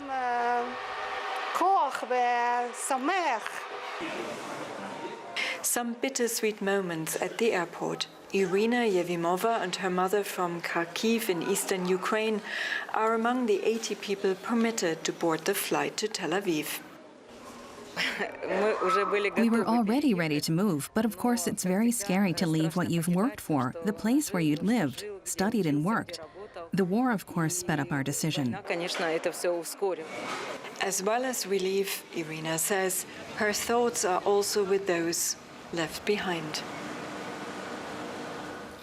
Well, here's a quick roundup of stories away from the war. Palestinian officials say Israeli forces shot and killed a man during a military operation in the West Bank. Israel has stepped up raids and arrests across the West Bank over recent days. This follows a spate of killings in Israel in the past weeks by Palestinians. At least 16 people have been killed and others injured in a truck accident in Indonesia's West Papua province. The truck carrying miners and their families had been descending from an illegal gold mine in a remote mountain village. Several tornadoes have swept across the central United States. A chain of thunderstorms brought hail and strong winds to parts of Iowa and Texas. Dozens of people were injured and several structures damaged in one of the strikes. Shanghai streets remain mostly empty following police warnings that they'll punish anyone violating the city's strict coronavirus lockdown. More than 25 million residents have been ordered to stay at home and cars have been banned from roads with few exceptions. Shanghai is now battling China's biggest COVID-19 outbreak. Prime Minister of Ivory Coast, Patrick Achi, has resigned. A new slimmed-down government's expected to be announced next week. He announced his decision after the president announced plans to restructure the administration. He's the country's third prime minister in the last 2 years. More than 250 people have died in floods close to the South African city of Durban. Days of record rainfall have left thousands of homes and critical infrastructure destroyed. The military have helped evacuate residents from the worst affected areas. South African President Cyril Ramaphosa visited Durban on Wednesday. DW correspondent Adrian Krish, who's in Durban, told me more. Well, it's bad, Phil, and to me it's particularly sad how many children were affected. Where I'm standing right now, you can see behind me where the landslide is happening. This was the room of 10-year-old Ayanda that collapsed on her. She passed away.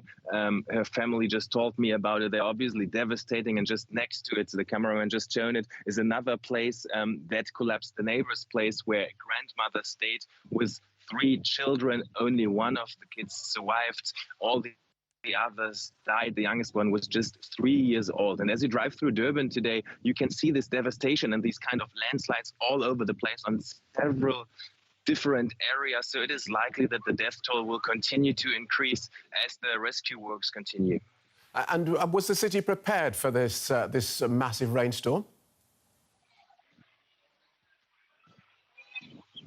Well, obviously not prepared enough. Some city officials even said it took us by surprise how strong the storm and this rainfalls were. Some critics are already complaining that the drainage systems were not in place, that there was not a proper investment into the infrastructure in the past year. So this might have accelerated this catastrophe. The officials here, however, keep on saying the major issue was landslides. So they tried to push away the responsibility. But what is clear that this area has seen those events in the past. It is a weather occurrence that has been happening here in the past years. 2019, for example, also 60 people died when a similar weather occurrence came to this area as well. But it's all over southern Africa that especially this year we're seeing an increase in number of these natural hazards, cyclones, tropical storms. We've seen almost 200 people killed in a tropical storm in Madagascar in February and March. And scientists are saying that this is clearly in relation to the global climate change. We're seeing more intense rainfalls. We see these catastrophes. And this is something also South Africa's President Cyril Ramaphosa mentioned here. He also said that this event, what we're seeing here now, is part of climate change. Right. And so what help is the government providing? So as we speak, Cyril Ramaphosa just came to visit this place here. He went to several locations, the president himself, to talk to the residents to see what the needs are. It is likely that they're going to declare a state of disaster for the entire province to facilitate help on a national level as well. But we've heard also critical voices from residents here who said, well, when we had the last disasters here, we got lots of promises and little happened. Many people are still waiting for new houses ever since then. So some are not so optimistic. On the other hand, we do see that help is coming in here. Mattresses are brought in. Relief organizations are trying to help those who are affected of this disaster. And at the moment, the government says the key priority is to get shelter for those thousands of people who became homeless overnight. Football and Bayern Munich have been kicked out of the Champions League by Spanish side Villarreal. Daniel Barcelona from DW Sport is here to talk us through Bayern's shock exit in the quarter-finals. Welcome, Daniel. What went wrong for Bayern? Well, in order to win football games, you need to be able to score goals. And Bayern, they really just couldn't do that over two legs. Now, they lost the first leg 1-0 in Spain. Everyone really expected them to be able to turn that around easily. Lewandowski did give Bayern the lead in the second half, but they really could not capitalize on their chances in the game. And in the 88th minute, Villarreal, through Samuel Chukwueze, they scored the goal, tied the game up, and that ultimately sent them into the semifinals. Now, after the game, Nagelsmann, Bayern's coach, was pretty disappointed. He even called out one of his players, which we can actually see here. It was not a good day for Bayern. We were missing the second goal a little bit in the end. We had a great chance with Thomas Müller, and if we'd have scored that, we would have won this match. Overall, the pressure was good today. I think it was very good. Defensively, we allowed a little bit more, but of course, that's normal. When you need to score, you have to take a bit more risk than the opponent. Nevertheless, I think we dominated for long stretches. It just doesn't matter because we're eliminated. So where does this leave Bayern? Well, it leaves them in a bit of a mess, actually, because as Bayern Munich, you're really expected to make it as a minimum to the semifinals of the Champions League. Now, they're out of the DFB Pokal this season. They're out of the Champions League. Okay, they're going to win their 10th Bundesliga title, probably, but that's just not enough if you're Bayern. You can also see that this year they might lose some top stars like Lewandowski, Gnabry, so it's a bit of a dark moment. And so how big a win is this for Villarreal? And who are the big names still left in the competition? So this is a massive victory for Villarreal. I mean, they're a small club, an underdog. Everyone loves that kind of story. But they did win the Europa League last year. They knocked out Juventus and Bayern now, so people will not be taking them so lightly. Now we have Real Madrid still left. We could have Atletico or Man City or Liverpool. So it'll be interesting to see now what goes on. All right, thank you for that. Daniel Barcelona from DW Sport. Thanks. The world's oldest female gorilla in captivity has celebrated her 65th birthday at Berlin Zoo with a celebratory cake. Fatu has lived at the zoo since 1959. She arrived when she was just 2 years old and now lives there with her son, 4 daughters and grandchild. Western lowland gorillas are an endangered species due to the destruction of their natural habitat.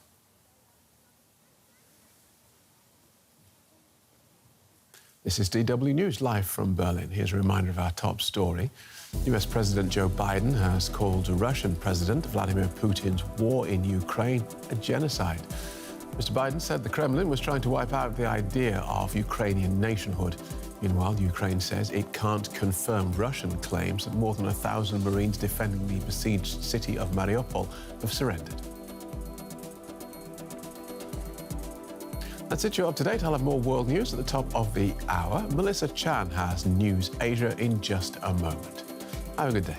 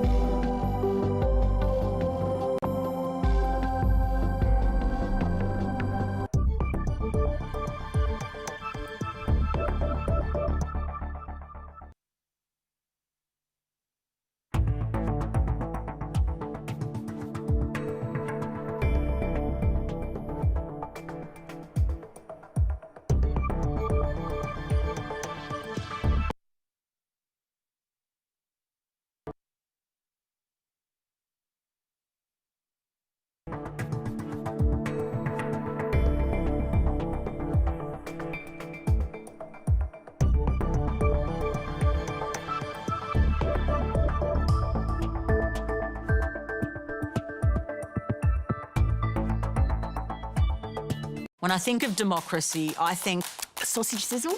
Sausage. Well, I think of Greeks, obviously. Democracy is the moment when the powerless are powerful. Privilege is a privilege. We all get to have a say in the future of our country.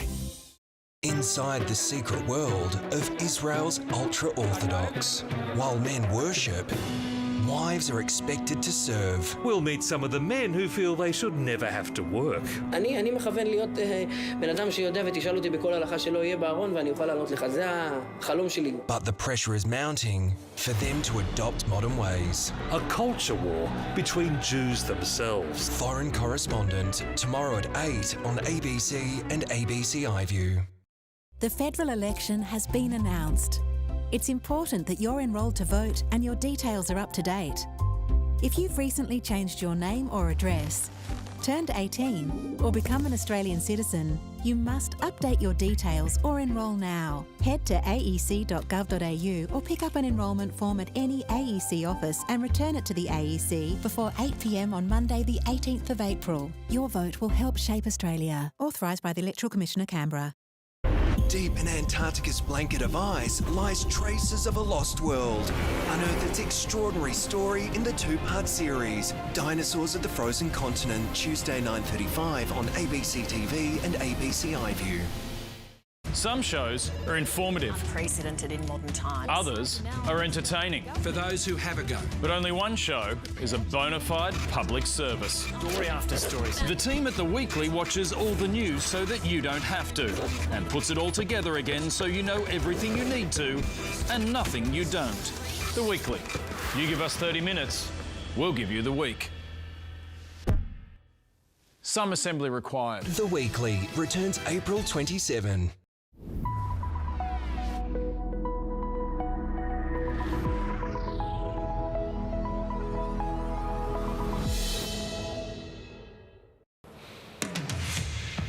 Scott Morrison spruiks a cash injection for oil refineries, while Anthony Albanese commits to easing pressure on hospitals.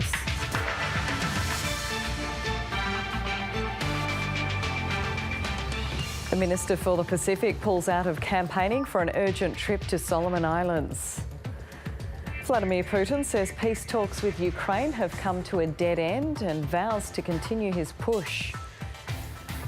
And Chinese authorities ease the Shanghai lockdown. 25 million people begin to emerge from their homes. This is ABC Late News. Hello, I'm Pamela Medlin. Labor sought to switch the election contest from the economy to health with a promise to relieve overstretched emergency departments.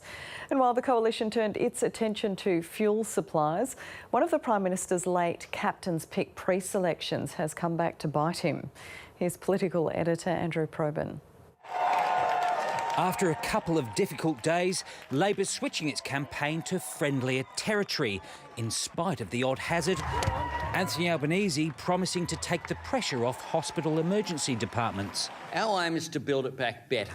$135 million to turn 50 GP surgeries into 7-day-a-week urgent care clinics, reworking pledges from Bill Shorten and Kevin Rudd before him. This is a very different promise and a very different commitment. This has been fully costed by the Parliamentary Budget Office. But Labor won't now be costing or reviewing an increase to the job seeker payment should it form government. We haven't dumped anything.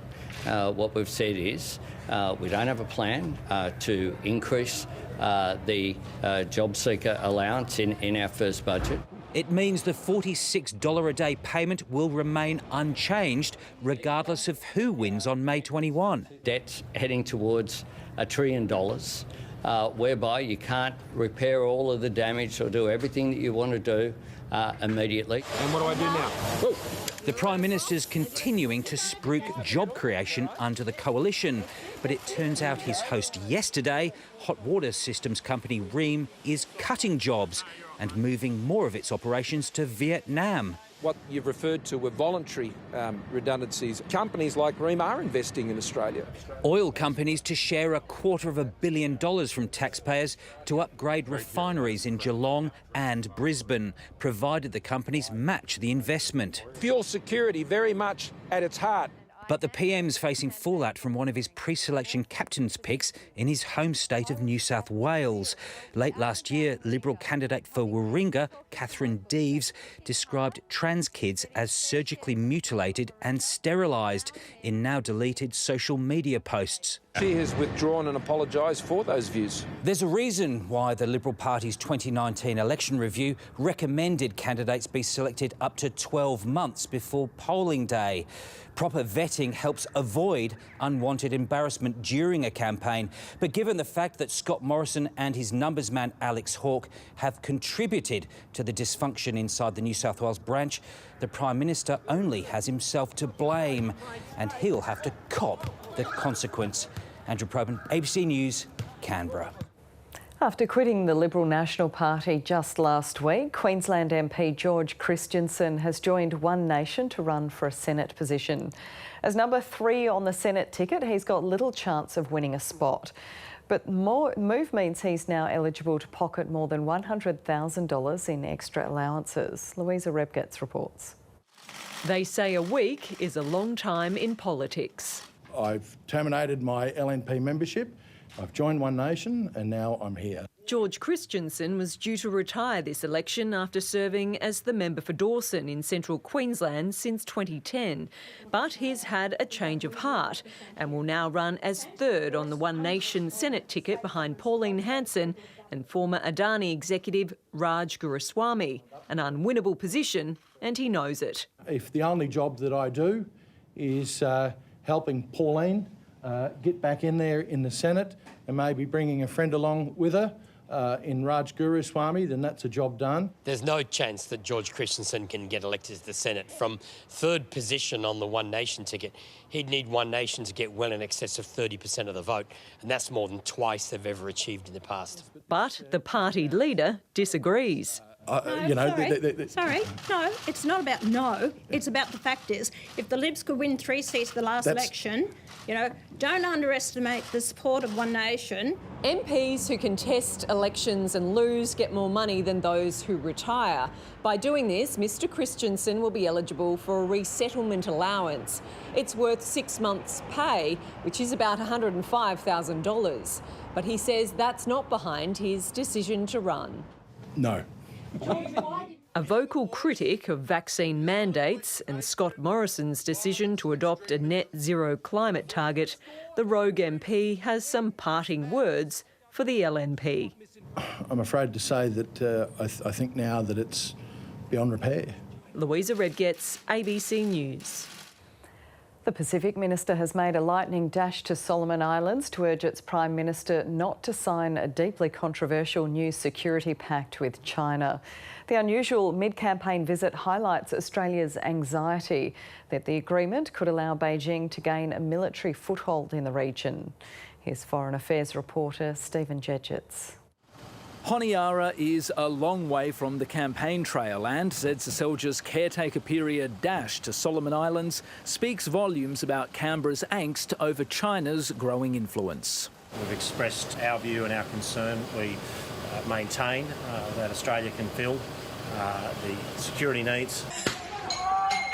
When the Solomons' capital exploded in violence last year, Australian troops and police restored calm. But the draft security agreement leaked last month suggests Chinese troops might be allowed in next time to protect their government's aid projects.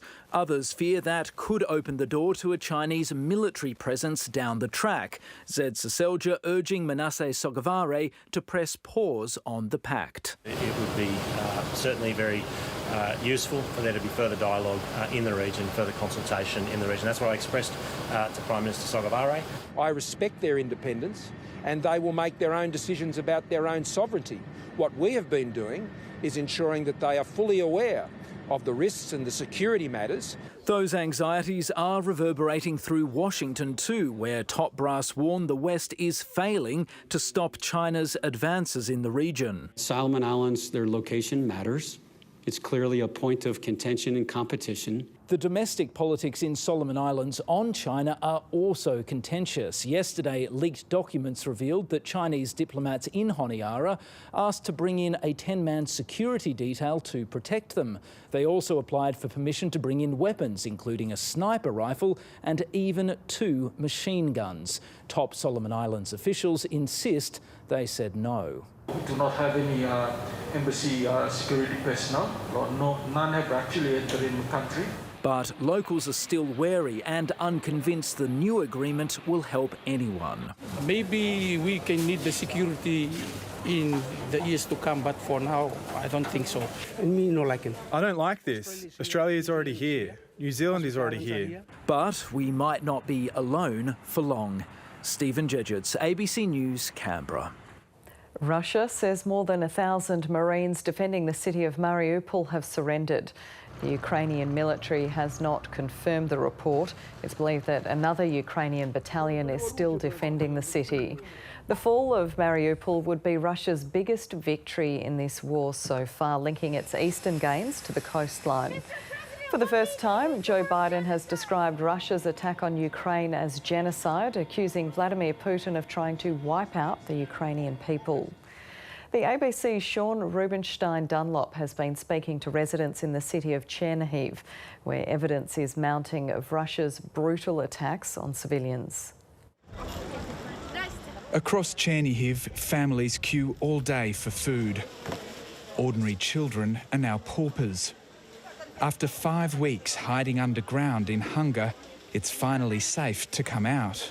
When Chernihiv was surrounded, there was no bread and water. We had to go to the well and queue for the bread for hours. This city was under siege and relentless bombardment, with no power, light or running water. Russian forces have retreated now to target Ukraine's east, but here some still live in bomb shelters.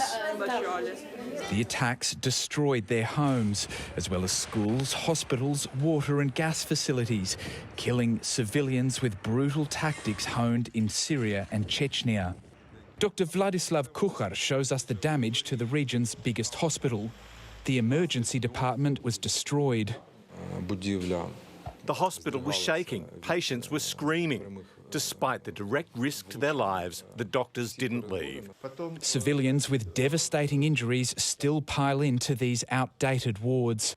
Valentin Osupenko has burns and shattered bones. He says his house was hit with cluster bombs, which caused random carnage and are banned by the UN. We were finishing our dinner and were about to go to the bomb shelter. Suddenly a plane appeared and dropped cluster bombs on us. As I was falling, I shielded my 17-year-old son with my body. His godfather died in the attack. I don't understand it. We had no significant infrastructure or military units around. I believe they were targeting civilians. More than 100 health facilities have been attacked in Ukraine. The destruction across this city is just staggering.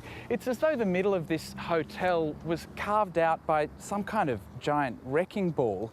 It's hard to understand the purpose of all these attacks on civilians, other than an attempt to brutalise this country into submission. We have lost our future in this war. We've lost our health, our house, our car, everything we had. We had a very good life. We can't bring it back. Those who lost their lives are now in makeshift graveyards. There's no room in morgues and cemeteries. And as Russia moves to take Ukraine's southeast, more atrocities are mounting by the day. Sean Rubenstein-Dunlop, ABC News, Chernihiv. Shanghai is taking its first tentative steps towards easing a COVID-19 lockdown that's kept 25 million people confined to their homes. Some residents have been able to go outside for the first time in more than 2 weeks. Australians impacted by the strict COVID measures say it's driving many expats to leave. East Asia correspondent Bill Birtles reports. So this is about as close as we get to the vibrant city of Shanghai, which you'll never see so quiet. Australian Simon Minetti has lived in Shanghai for more than a decade, but it's never felt so strange. Like many, his family of 4 have struggled to buy their normal supply of food. We've been pretty lucky. We received the state handouts of some veggies, eggs, milk, and a duck. The best meme going around is that the hardest thing about a 4-day quarantine is the first 3 weeks, right? So we have no idea how long this is going to go on. COVID cases are hovering around 25,000 a day. The lockdown has been anything but smooth. The separation of children from parents, food shortages and poor conditions in quarantine centres have sparked a level of public anger rarely seen in China. I'm quite worried about medical treatment. You hear people with all sorts of big or small health problems who want to get treatment at hospital, but at the moment they can't really go.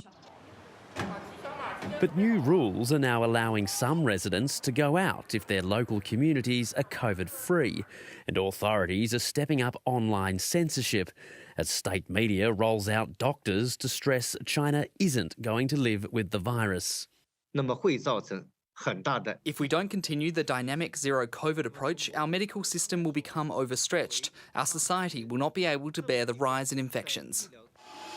More than 2 years since the first lockdowns in Wuhan, the world is moving on. But China is doubling down on lockdowns and closed borders. Every second expat that you speak to now has an end date and an exit plan in mind. So it is definitely going to accelerate. Shanghai, once a global city, increasingly closed off. Bill Birtles, ABC News, Taipei. A search is underway for a gunman who opened fire on a New York subway train, injuring more than 20 people. Police believe he acted alone and they're not treating it as a terrorist attack. North America correspondent Jade McMillan reports from New York. Panic at a New York subway station as morning rush hour commuters came under attack in Brooklyn. People poured out of the smoke-filled train carriage. Some collapsed with gunshot wounds. Others had trouble breathing. There was people screaming for medical assistance. It was just a scary moment. Everyone was packed together. I saw a lot of people coming out of the train station, screaming, yelling for help. I saw a lady, she was shot right in her leg. Police say the gunman set off 2 smoke canisters and began firing at passengers. As detectives processed the crime scene, they recovered a 9mm semi-automatic handgun, extended magazines, and a hatchet. Officers have identified 62-year-old Frank R. James as a person of interest. We're not letting up on it till we find out and we find the perpetrator. The shooting is not being treated as a terrorist attack. New York City has been grappling with a surge in gun violence. Local authorities have vowed to get on top of the problem, but this latest incident will only heighten safety concerns. This is not only a New York City problem. This rage, this violence, these guns, these relentless shooters are an American problem. No more mass shootings. No more disrupting lives. No more creating heartbreak for people just trying to live their lives as normal New Yorkers. Some locals argue security on the subway system is lacking. This incident could have been prevented, and we're even more outraged now. We're being told the surveillance cameras at 25th Street was not working. Oh my God. A city on edge as the manhunt continues. Jade McMillan, ABC News, New York City. An Adelaide nightclub at the centre of a COVID scandal late last year has released, then deleted CCTV of an infected patron partying and looking at his phone on the night in question. Ralph McIntosh escaped a jail sentence this week, claiming he didn't see a text message telling him he was positive until the morning after. Ralph McIntosh partying at Loverboy hours after testing positive to COVID. CCTV posted by the club to Instagram shows the 20-year-old dancing, sniffing a substance from a vial, dropping a glass and checking a mobile phone. The 20-year-old had told a court that he didn't see his diagnosis text from SA Health that night. Fully understand and appreciate why people are disappointed at this, particularly people that have lost work in hospitality or business owners in hospitality who have done it so tough. The incident forced the club to close during its busiest time, putting dozens into quarantine at Christmas. On Monday, McIntosh was fined $600 but escaped conviction for breaching the Emergency Management Act. Police initially alleged McIntosh was aware of his diagnosis at the club, but that allegation was denied and not pursued in court. Instead, McIntosh was penalised for going to breakfast at a Walkerville cafe the next morning. The court has made a decision with all evidence before it, and the advice that the Premier has received and I've received from SAPOL is that the matter has been adjudicated and decided. Loverboy has since deleted its video, but says the whole saga cost the club more than $60,000. The owners have asked McIntosh to make a financial contribution, but won't say if they'll sue.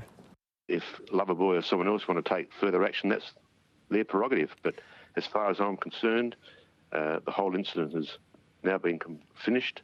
It's weighed heavily upon my client. He's extremely sorry for any angst he's caused anyone.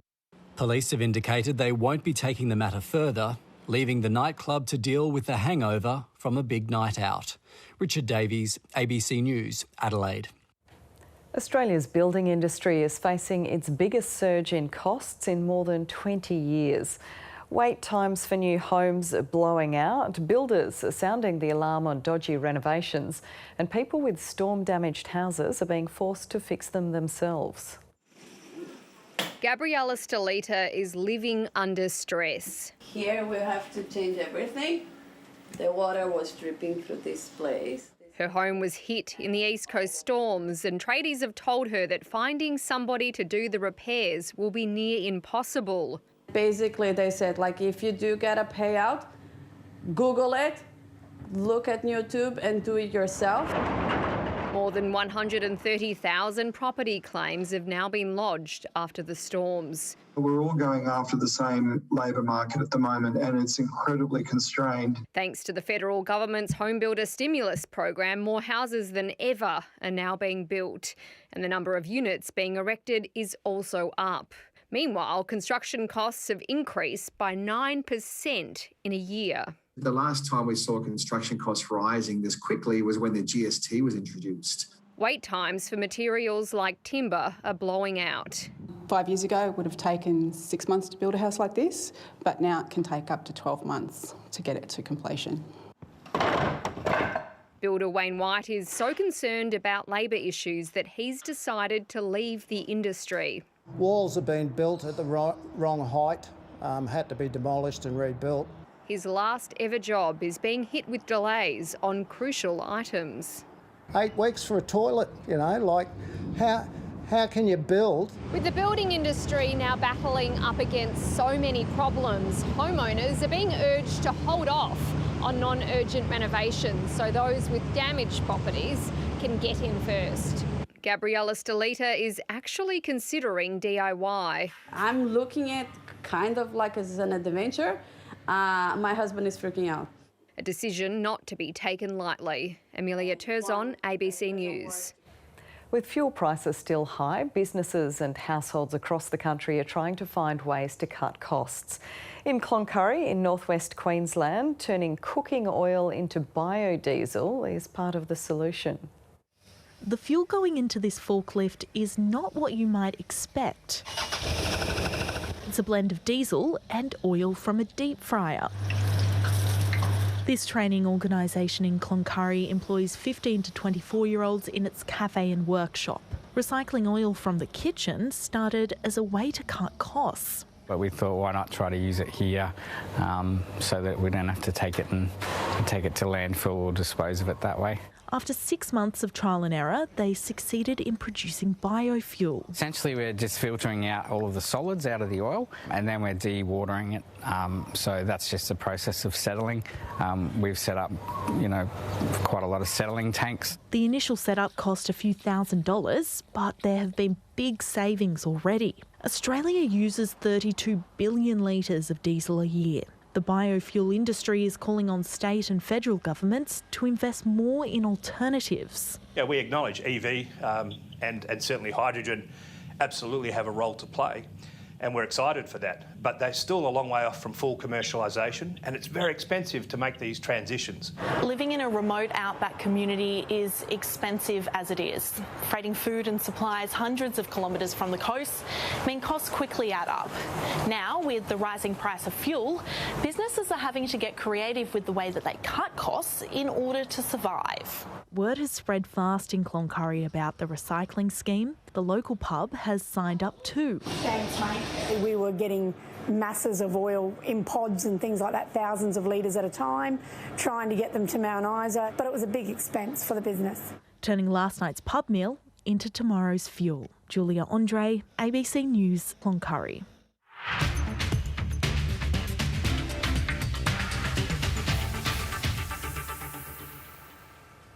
Cricket Australia has appointed former assistant Andrew McDonald as the new coach of Australia's men's team.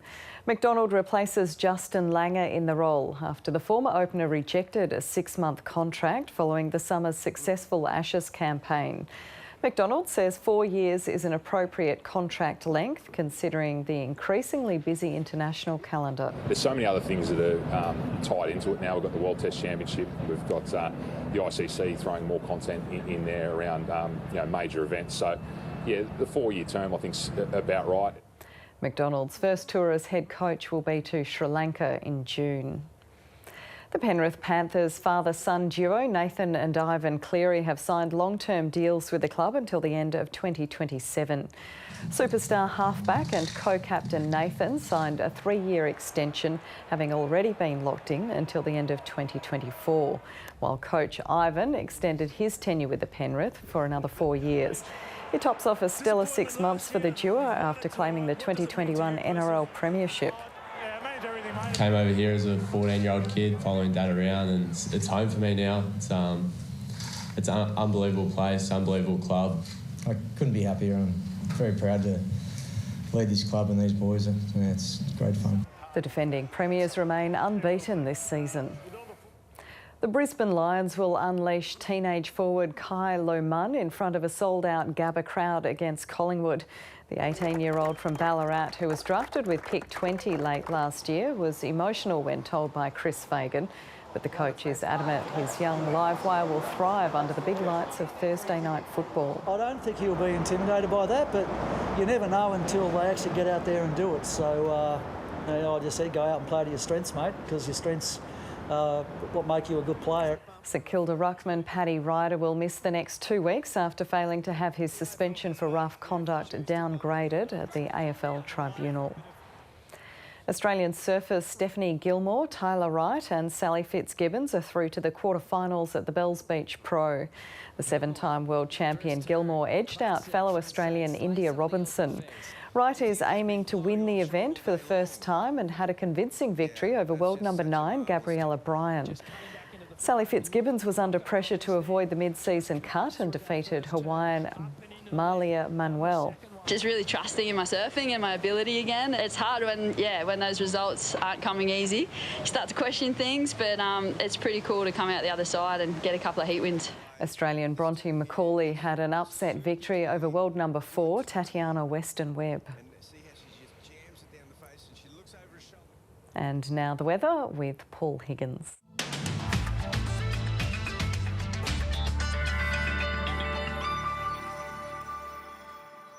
Well, tomorrow this low in the Bight will weaken. Still a few storms from that though, while moist southeasterly winds continue along the east coast. That'll keep the showers going north of the Illawarra into southeast Queensland. Also showers on Queensland's north coast and across our nation's far north. A few showers for South Australia as well.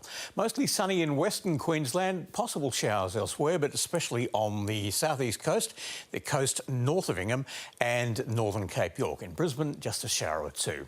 Most of New South Wales will be dry, but there will be showers along the coast and nearby ranges north of the Illawarra. Thunderstorms in the far north. For Sydney, a shower or two. In Canberra, mostly sunny. Settled across Victoria, some early fog patches in the south, then mostly sunny throughout, including Melbourne. There could be some smoke haze. Showers developing over Tasmania's southwest in the morning, spreading to western, central and southern areas in the afternoon, and they might reach Hobart in the evening. For South Australia, showers in the west and over central parts of the agricultural area, but dry in the east, partly cloudy in Adelaide. To the west, showers over southeastern parts of the southwest land division, also the Eucla, far south of the southern interior and the southern goldfields, but Perth will be mostly sunny. And there'll be showers and thunderstorms over the Kimberley and nearby coastal Pilbara, and also in the NT north of Elliott, but especially over the top end, including Darwin. And that's ABC Late News. For more news at any time, you can head to our website. I'm Pamela Medlin. Thanks for your company. Good night.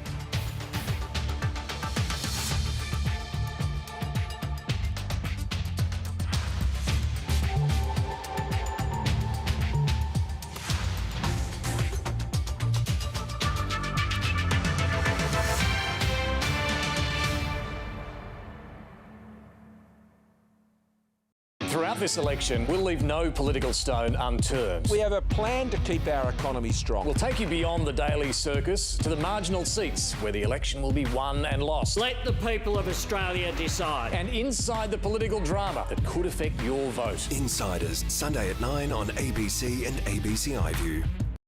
Tuesday. The community are saying, well, what are you guys doing? Pressure mounts for the newly formed committee. They probably had no idea what a massive task it was. It's difficult. A lot of paperwork. Nobody reads 40 pages of stuff. A lot of bureaucracy, a lot of admin. As the road to recovery becomes an uphill climb. People are getting frustrated, disillusioned. What the hell's going on? Can't help but think that we're just taking too big a bite of the apple. People's Republic of Malakuta, Tuesday at 8 on ABC TV and ABC iView. What is it you plan to do with your one wild and precious life? Hand-painted signwriting is definitely a dying art. For him to go on television speaking Italian, oh my God, it will blow you away. Who is this guy? This will remain an unseen, invisible, yet remarkable story.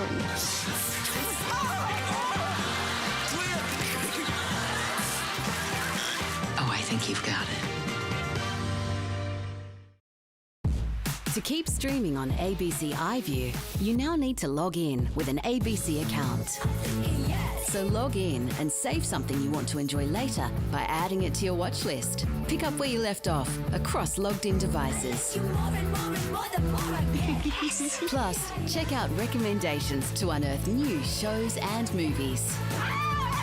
So, when does the show start? Log in with an ABC account and make ABC iView yours.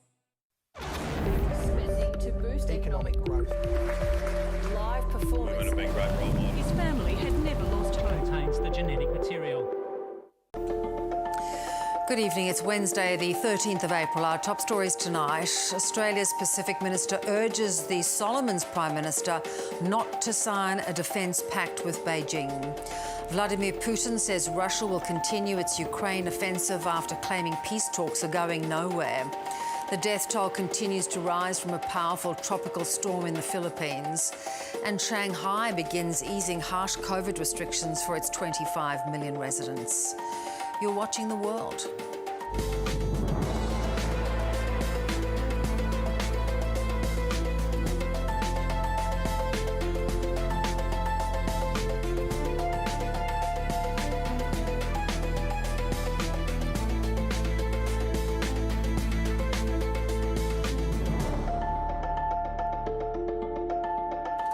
Hello, I'm Beverly O'Connor. Also tonight, Boris Johnson shrugs off calls to resign after being fined for breaking lockdown rules. Well, Australia's Minister for the Pacific has told Solomon Islands Prime Minister Manasseh Sogavara that he should not sign a security pact with China and warns Beijing's presence could unsettle the region. Senator Zed Seselja made a lightning trip to the Pacific nation during the federal election campaign to directly press Australia's concerns about the soon-to-be signed agreement. Here's Foreign Affairs reporter Stephen Jedgetts.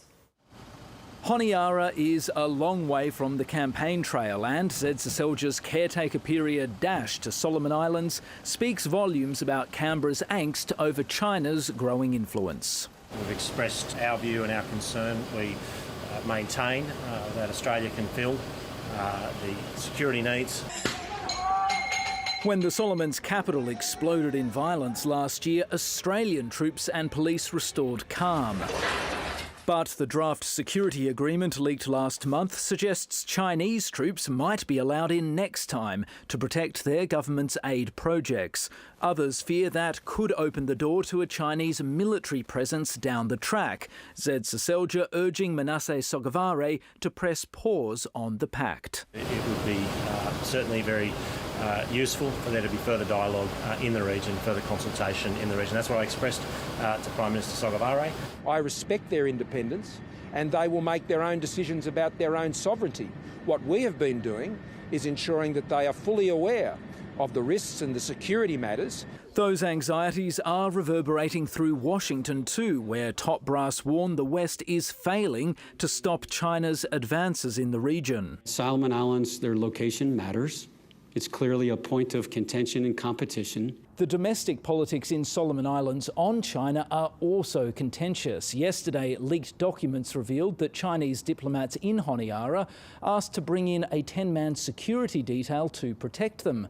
They also applied for permission to bring in weapons, including a sniper rifle and even 2 machine guns. Top Solomon Islands officials insist they said no. We do not have any embassy security personnel. None have actually entered in the country.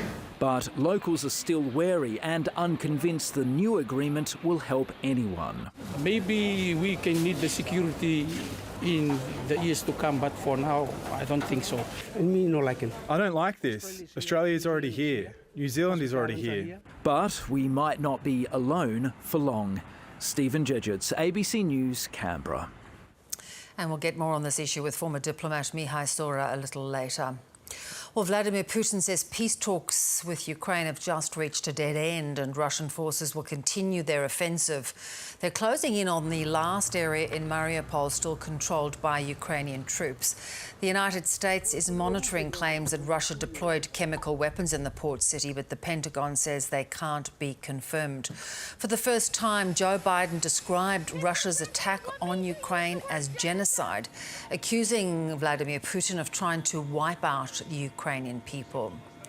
But in his first public comments in more than a week, the Russian president again dismissed war crime allegations as fakes staged by the West. But the scene on the ground tells a very different story.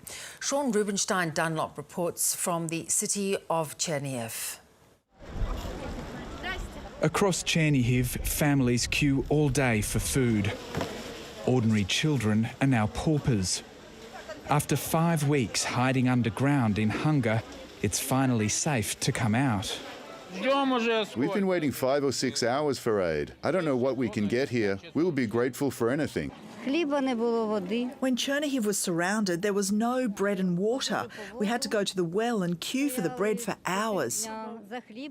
This city was under siege and relentless bombardment, with no power, light or running water. Russian forces have retreated now to target Ukraine's east, but here some still live in bomb shelters. The attacks destroyed their homes, as well as schools, hospitals, water and gas facilities, killing civilians with brutal tactics honed in Syria and Chechnya. Dr. Vladislav Kuchar shows us the damage to the region's biggest hospital. This damage happened when our hospital was shelled directly. It wasn't accidental, he says. Dr. Kuchar was inside the emergency department when it was destroyed. The hospital was shaking. Patients were screaming. Despite the direct risk to their lives, the doctors didn't leave, knowing that if operations were suspended, the patients wouldn't survive. It was true heroism. Civilians with devastating injuries still pile into these outdated wards. Valentin Osupenko has burns and shattered bones. He says his house was hit with cluster bombs, which caused random carnage and are banned by the UN. We were finishing our dinner and were about to go to the bomb shelter. Suddenly a plane appeared and dropped cluster bombs on us. As I was falling, I shielded my 17-year-old son with my body. His godfather died in the attack.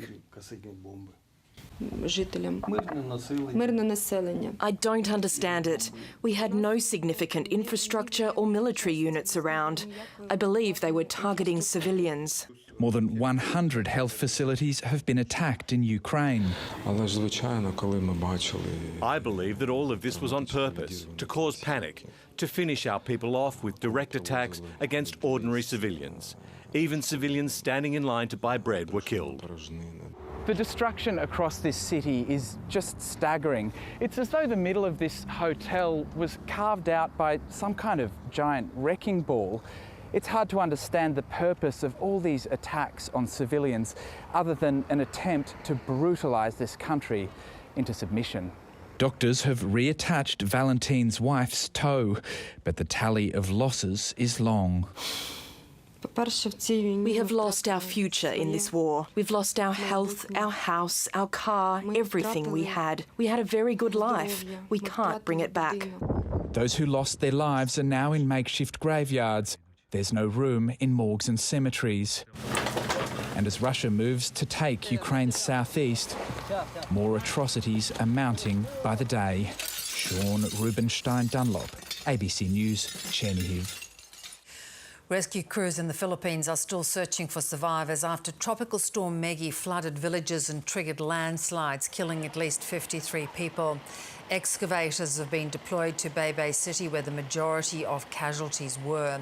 More than 42,000 people were displaced and 200 injured when Maggie made landfall over the weekend. The storm has since dissipated, but dozens of people in coastal provinces remain missing. And we'll cross live to the Philippines a little later in the program.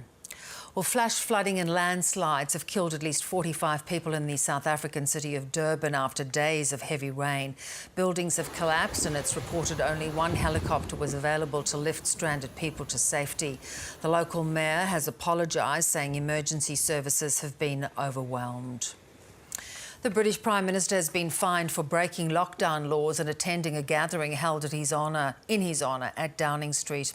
On his birthday in June 2020, Boris Johnson visited a school which was allowed, but later attended a party in the cabinet room in breach of his own government's rules. I understand the anger that many will feel that I myself fell short when it came to observing the very rules which the government I lead had introduced to protect the public. And I accept in all sincerity that people had the right to expect better. The Prime Minister and his Chancellor, who was also fined, have both apologised but are refusing calls to resign. Well, Shanghai is taking its first tentative steps towards easing a COVID-19 lockdown that's kept 25 million people confined to their homes. Some residents have been able to go outside for the first time in more than 2 weeks, but the outbreak still has some way to run. Australians impacted by these strict measures say it's driving many to leave. East Asia correspondent Bill Birtles reports.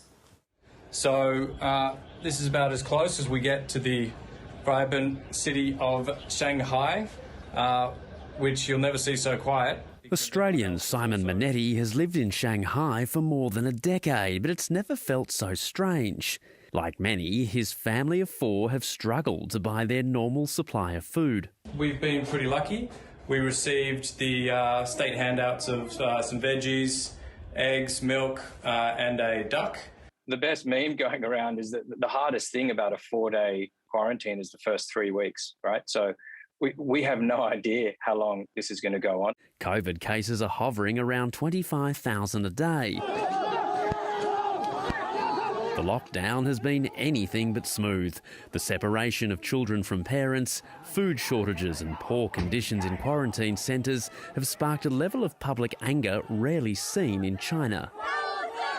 I'm quite worried about medical treatment. You hear people with all sorts of big or small health problems who want to get treatment at hospital, but at the moment they can't really go.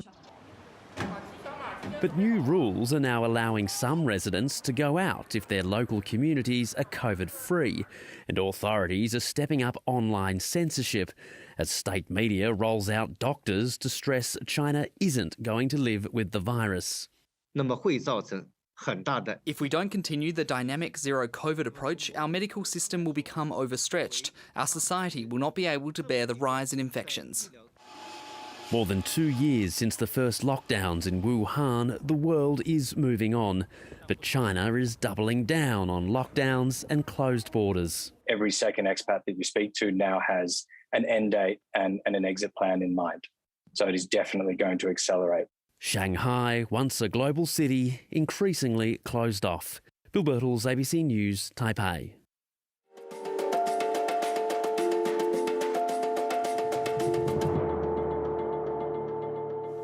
Well, let's return to developments in Solomon Islands, where Australia's Pacific Minister met with the Prime Minister Manasseh Sogavare in the capital today. As Honiara edges closer to signing a security pact with China, research fellow at the Lowy Institute, Mihai Sora, says Australia's last-minute efforts to try and appease the Pacific nation are too late. Prime Minister Sogavare has made it very clear that he intends to broaden Solomon Islands' security partnerships beyond Australia and beyond the region, and we do have to take that at face value. So certainly it's useful to express our concerns in a respectful way, but it might be a bit too much to expect that that changes the immediate course of events. Do you think there was a lapse in Australian diplomacy that allowed this pact to progress to this point, seemingly without our knowledge? I think this is a real test for Australian diplomacy in the Pacific. The factors that we see threatening security in the region, a lot of them are external, and what's very clear from this draft agreement that's been leaked in the last few weeks is China's strategic intent for the Pacific. So over the past few years, China's made a push into the region, backing up economic relationships with political relationships, and now introducing the element of military statecraft into its toolkit. So really, this is a moment where Australia can reevaluate how it partners with the Pacific and think about how we can, together in consultation with the region, build a more secure Pacific. I want to talk about that in a moment, but do you feel in a way many of these nations have become so entangled with China that it's very hard for the existing relationship with Australia to stay the same? I think the aspects of how Australia engages with the Pacific, there is some overlap with what China's been doing in the region, but we have been approaching it in a different way. Pacific countries' economic relationships with China tend to be more significant than Australia's.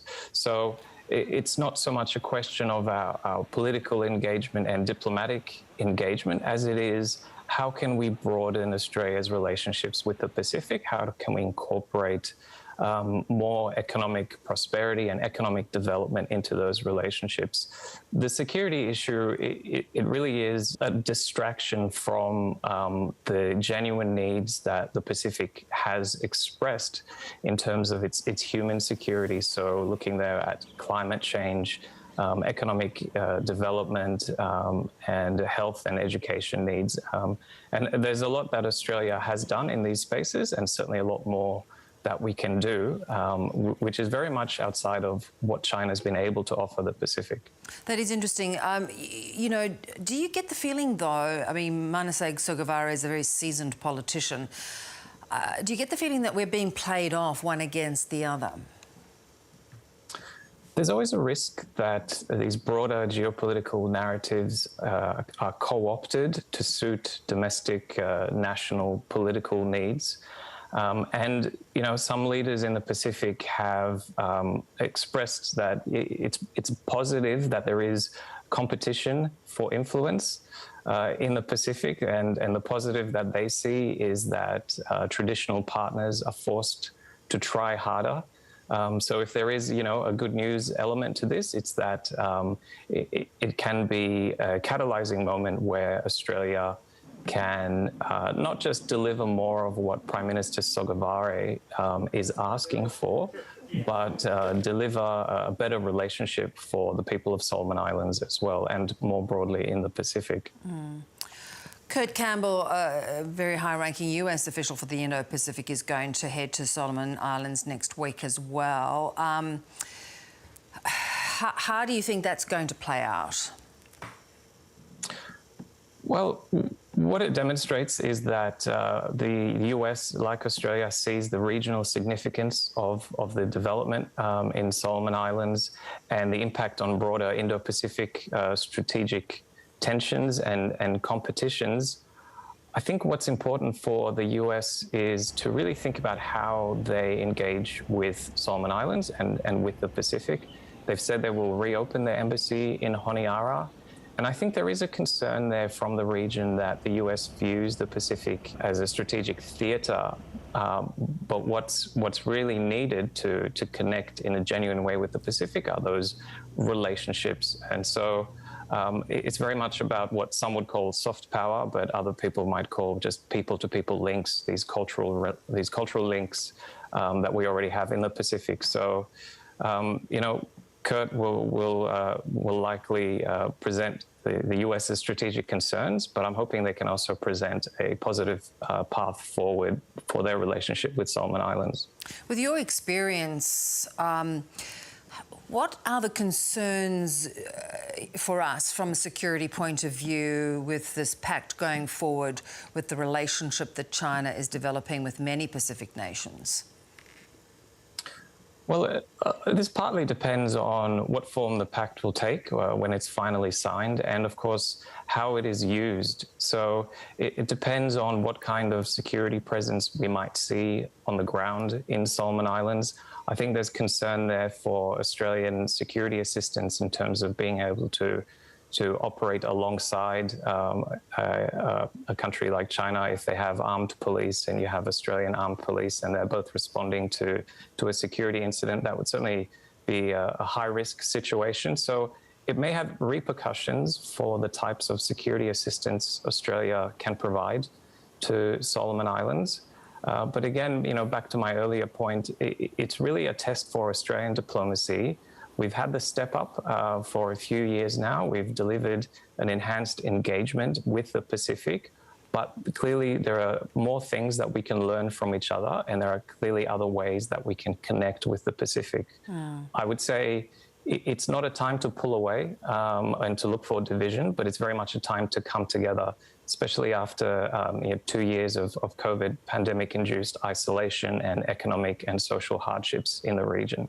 Miha, good to have your expertise. Thanks so much. Thank you very much, Beth. Well, Labor has sought to switch the election contest from the economy to health with a promise to relieve overstretched emergency departments. And while the coalition turned its attention to fuel supplies, one of the Prime Minister's late captain's pick pre-selections has come back to bite him. Here's political editor Andrew Probyn. After a couple of difficult days, Labor's switching its campaign to friendlier territory, in spite of the odd hazard. Anthony Albanese promising to take the pressure off hospital emergency departments. Our aim is to build it back better.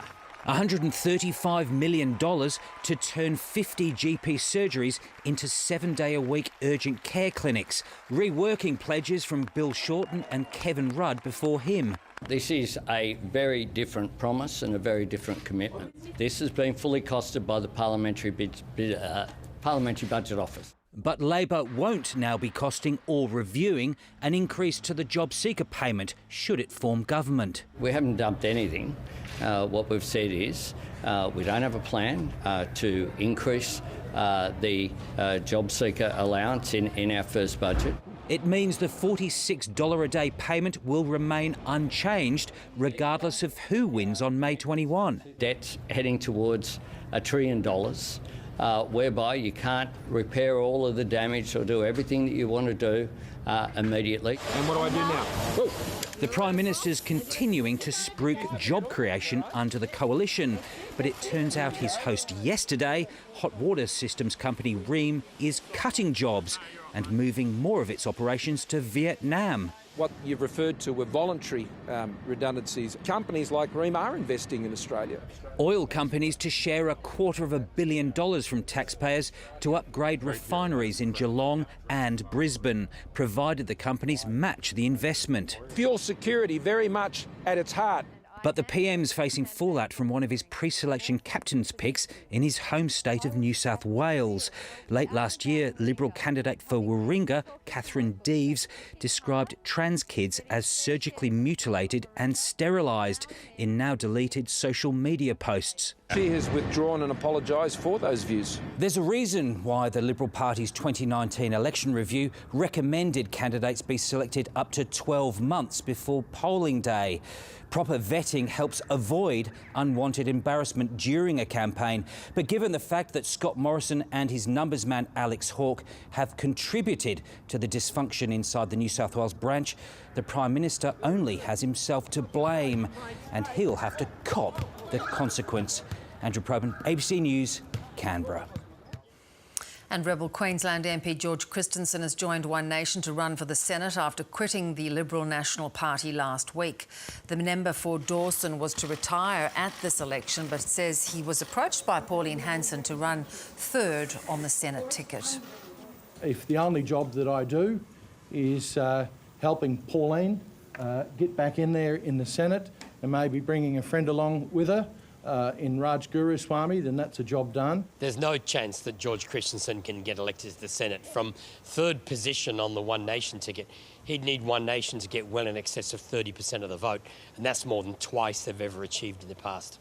MPs who contest elections and lose get a bigger allowance than those who retire, but Mr Christensen says the allowance, worth about $100,000, is not the reason he's running.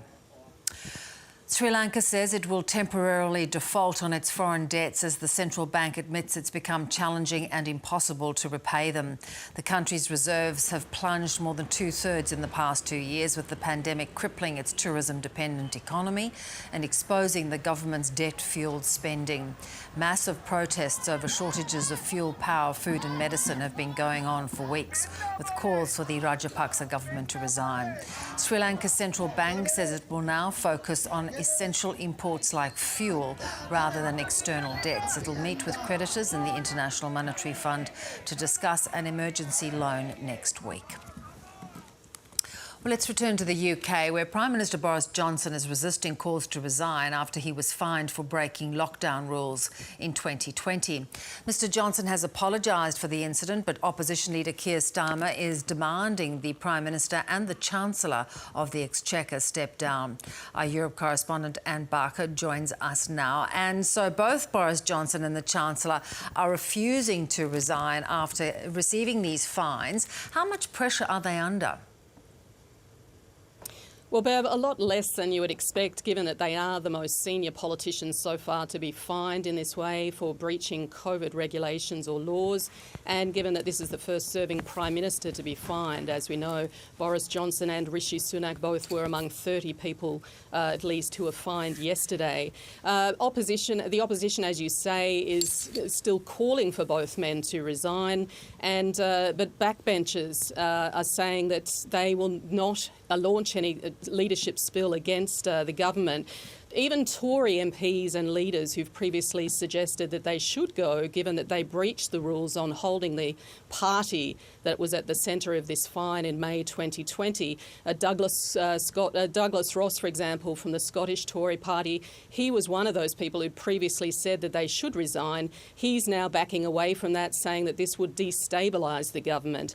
And at a time when there's a war raging in Ukraine, that there's a need for unity, and that this is not the time to be calling for those men to resign. So for now, at least, they seem to be getting away with this. You know, some have criticised Boris Johnson for being disingenuous sometimes with what he says publicly. How genuine was their contrition after receiving these fines?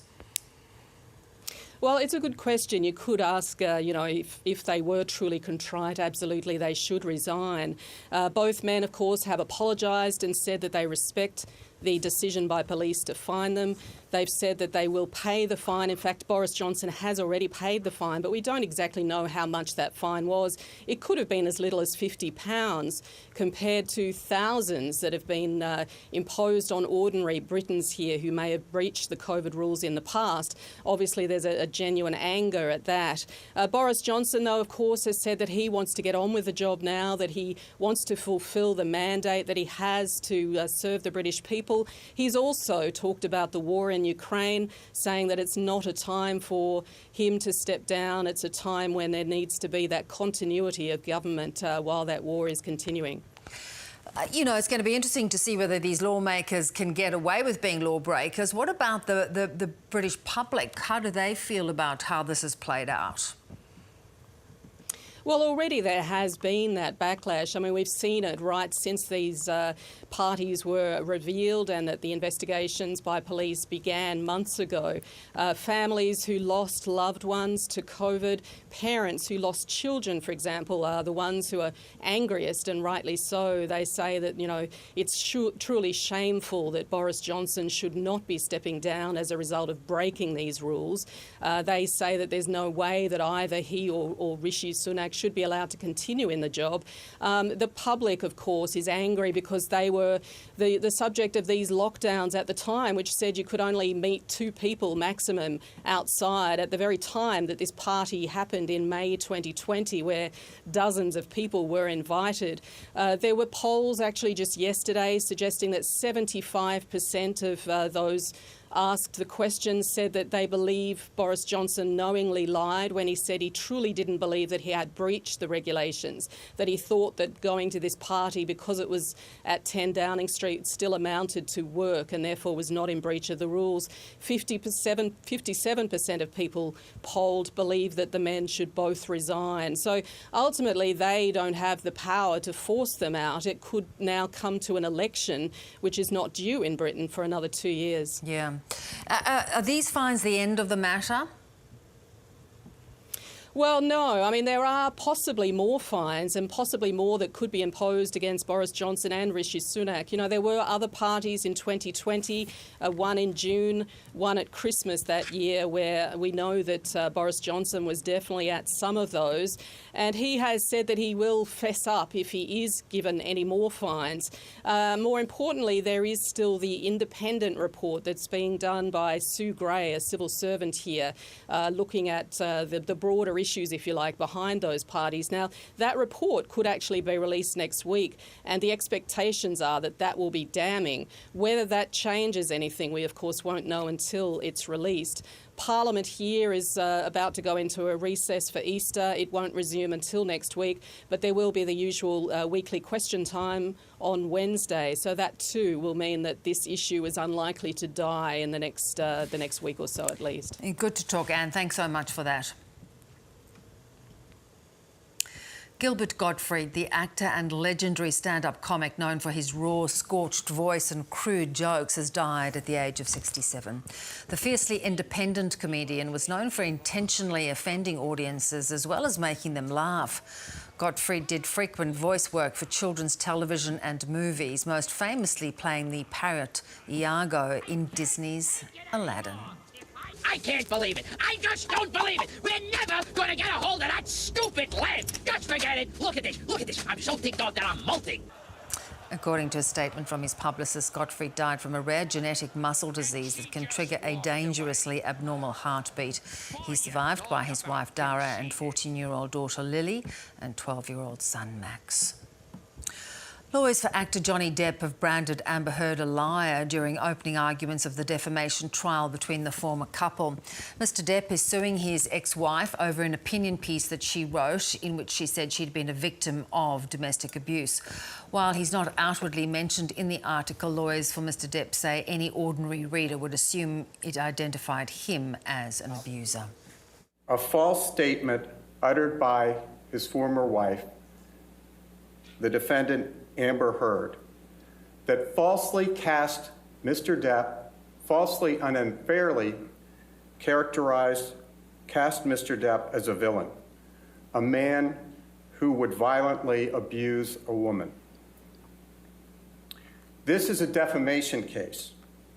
It's a case about how devastating words can be when they are false and uttered publicly.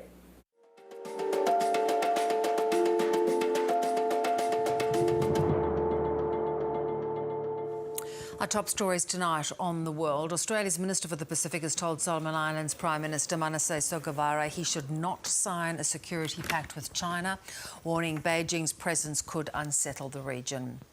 Vladimir Putin says peace talks with Ukraine have reached a dead end and Russian forces will continue their offensive.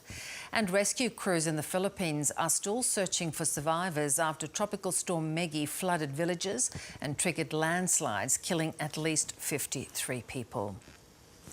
An Islamic State fanatic convicted of murdering a British MP has been given a whole life jail term. Ali Harbi Ali stabbed South End West MP Sir David Amos more than 20 times while he was meeting with voters in Essex in October last year.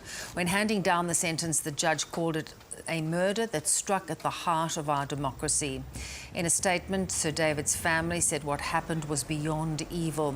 Ali was convicted of planning terrorist attacks on other MPs for 2 years before killing Amos. A search is underway for a gunman who opened fire on a New York subway train, injuring more than 20 people. Police believe he acted alone and they are not treating it as a terrorist attack. Here's North America correspondent Jade McMillan in New York. Panic at a New York subway station as morning rush hour commuters came under attack in Brooklyn. People poured out of the smoke-filled train carriage. Some collapsed with gunshot wounds. Others had trouble breathing. There was people screaming for medical assistance. It was just a scary moment. Everyone was packed together. I saw a lot of people coming out of the train station, screaming, yelling for help. I saw a lady, she was shot right in her leg. Police say the gunman set off 2 smoke canisters and began firing at passengers. As detectives processed the crime scene, they recovered a 9mm semi-automatic handgun, extended magazines, and a hatchet. Officers have identified 62-year-old Frank R. James as a person of interest. We're not letting up on it till we find out and we find the perpetrator. The shooting is not being treated as a terrorist attack. New York City has been grappling with a surge in gun violence. Local authorities have vowed to get on top of the problem, but this latest incident will only heighten safety concerns. This is not only a New York City problem. This rage, this violence, these guns, these relentless shooters are an American problem. No more mass shootings. No more disrupting lives. No more creating heartbreak for people just trying to live their lives as normal New Yorkers. Some locals argue security on the subway system is lacking. This incident could have been prevented, and we're even more outraged now. We're being told the surveillance cameras at 25th Street was not working. Oh my God. A city on edge as the manhunt continues. Jade McMillan, ABC News, New York City. At least 17 people have been killed after a truck overloaded with miners hit a hillside and flipped over near an illegal gold mine in Indonesia's Papua province. The truck was carrying 29 people to the coastal town of Manokwari to celebrate Easter. Survivors say the truck's engine lost power while going up a hill and rolled backward before hitting the hillside before dawn. 13 people died instantly, including a child and the driver. The remaining passengers were taken to 2 different hospitals, with 4 more people later dying from their injuries. Local search and rescue crews had to use their bare hands to retrieve the victims in half-vertical terrain. The contents of an ACT Court of Appeal judgment which cleared the way for some evidence in the Bernard Collaery case to be made public will remain under wraps after a High Court bid today. Collaery is being prosecuted over his alleged efforts to expose a secret Australian operation to bug East Timor's government in 2004. He's yet to be tried on charges he conspired to release classified information. The government wanted the High Court to keep the appeal judgment secret, but the court has set the case aside pending further decisions about whether information in the case is a threat to national security. An August date has been set for the trial of a former school principal accused of dozens of child sex offences. Malka Leifer is facing 70 charges of child sex abuse, which date back to 2004, when she was the head of the ultra-Orthodox Adass Israel School in Melbourne. The 55-year-old has been remanded in custody until another directions hearing on May the 11th, ahead of her trial on the 1st of August. She denies the allegations. A range of additional COVID-19 restrictions in WA will be relaxed at a minute past midnight as the state government responds to the continuing low number of people with severe illness from the disease. In another shift, Western Australia will also adopt the national definition for a close contact. That means the only people required to isolate will be those who are infected, their intimate partners or people that they live with. After the frustrations of a classroom or workplace infection landing you in quarantine for a week, many West Australians seem ready for more relaxed restrictions. Probably good, because we're going to have to learn to live with COVID. Oh, it's pretty good. I can actually now go out without having worry about getting isolated. It is what it is now. We have to deal with it. The Premier says with the risk of serious illness still low, there's now too many people forced to isolate and too many parents stuck at home with close contact children. The cost begins to outweigh the benefit. Now, you only have to isolate if you catch COVID, are the intimate partner of someone who has, or you live with an infected person. Unless you're one of those people or are symptomatic, anyone else isolating as a close contact is free from midnight. Lifting the capacity limits at hospitality venues was already planned, but now the capacity limits on private gatherings will be dropped too. There'll no longer be testing requirements for arrivals into the state, and the QR code check-in requirements will be scrapped everywhere except for hospitals. And that's the advice we've received from the Chief Health Officer. We had conversations about it over the last couple of days. This is the right time to remove these restrictions. Of course, we are keeping some restrictions in place. Set to stay for now are vaccination mandates, restrictions on visiting hospitals, aged and disability care, the 2 square metre rule, and the 75% cap on crowds in stadiums and theatres. There's also no end in sight for the indoor mask mandate. The thing about mask wearing is it does reduce the rate of infection. It's actually something that works. The state has recorded 7,500 new cases, 2 deaths, and has 4 COVID patients in ICU. James Carmody, ABC News. More than 100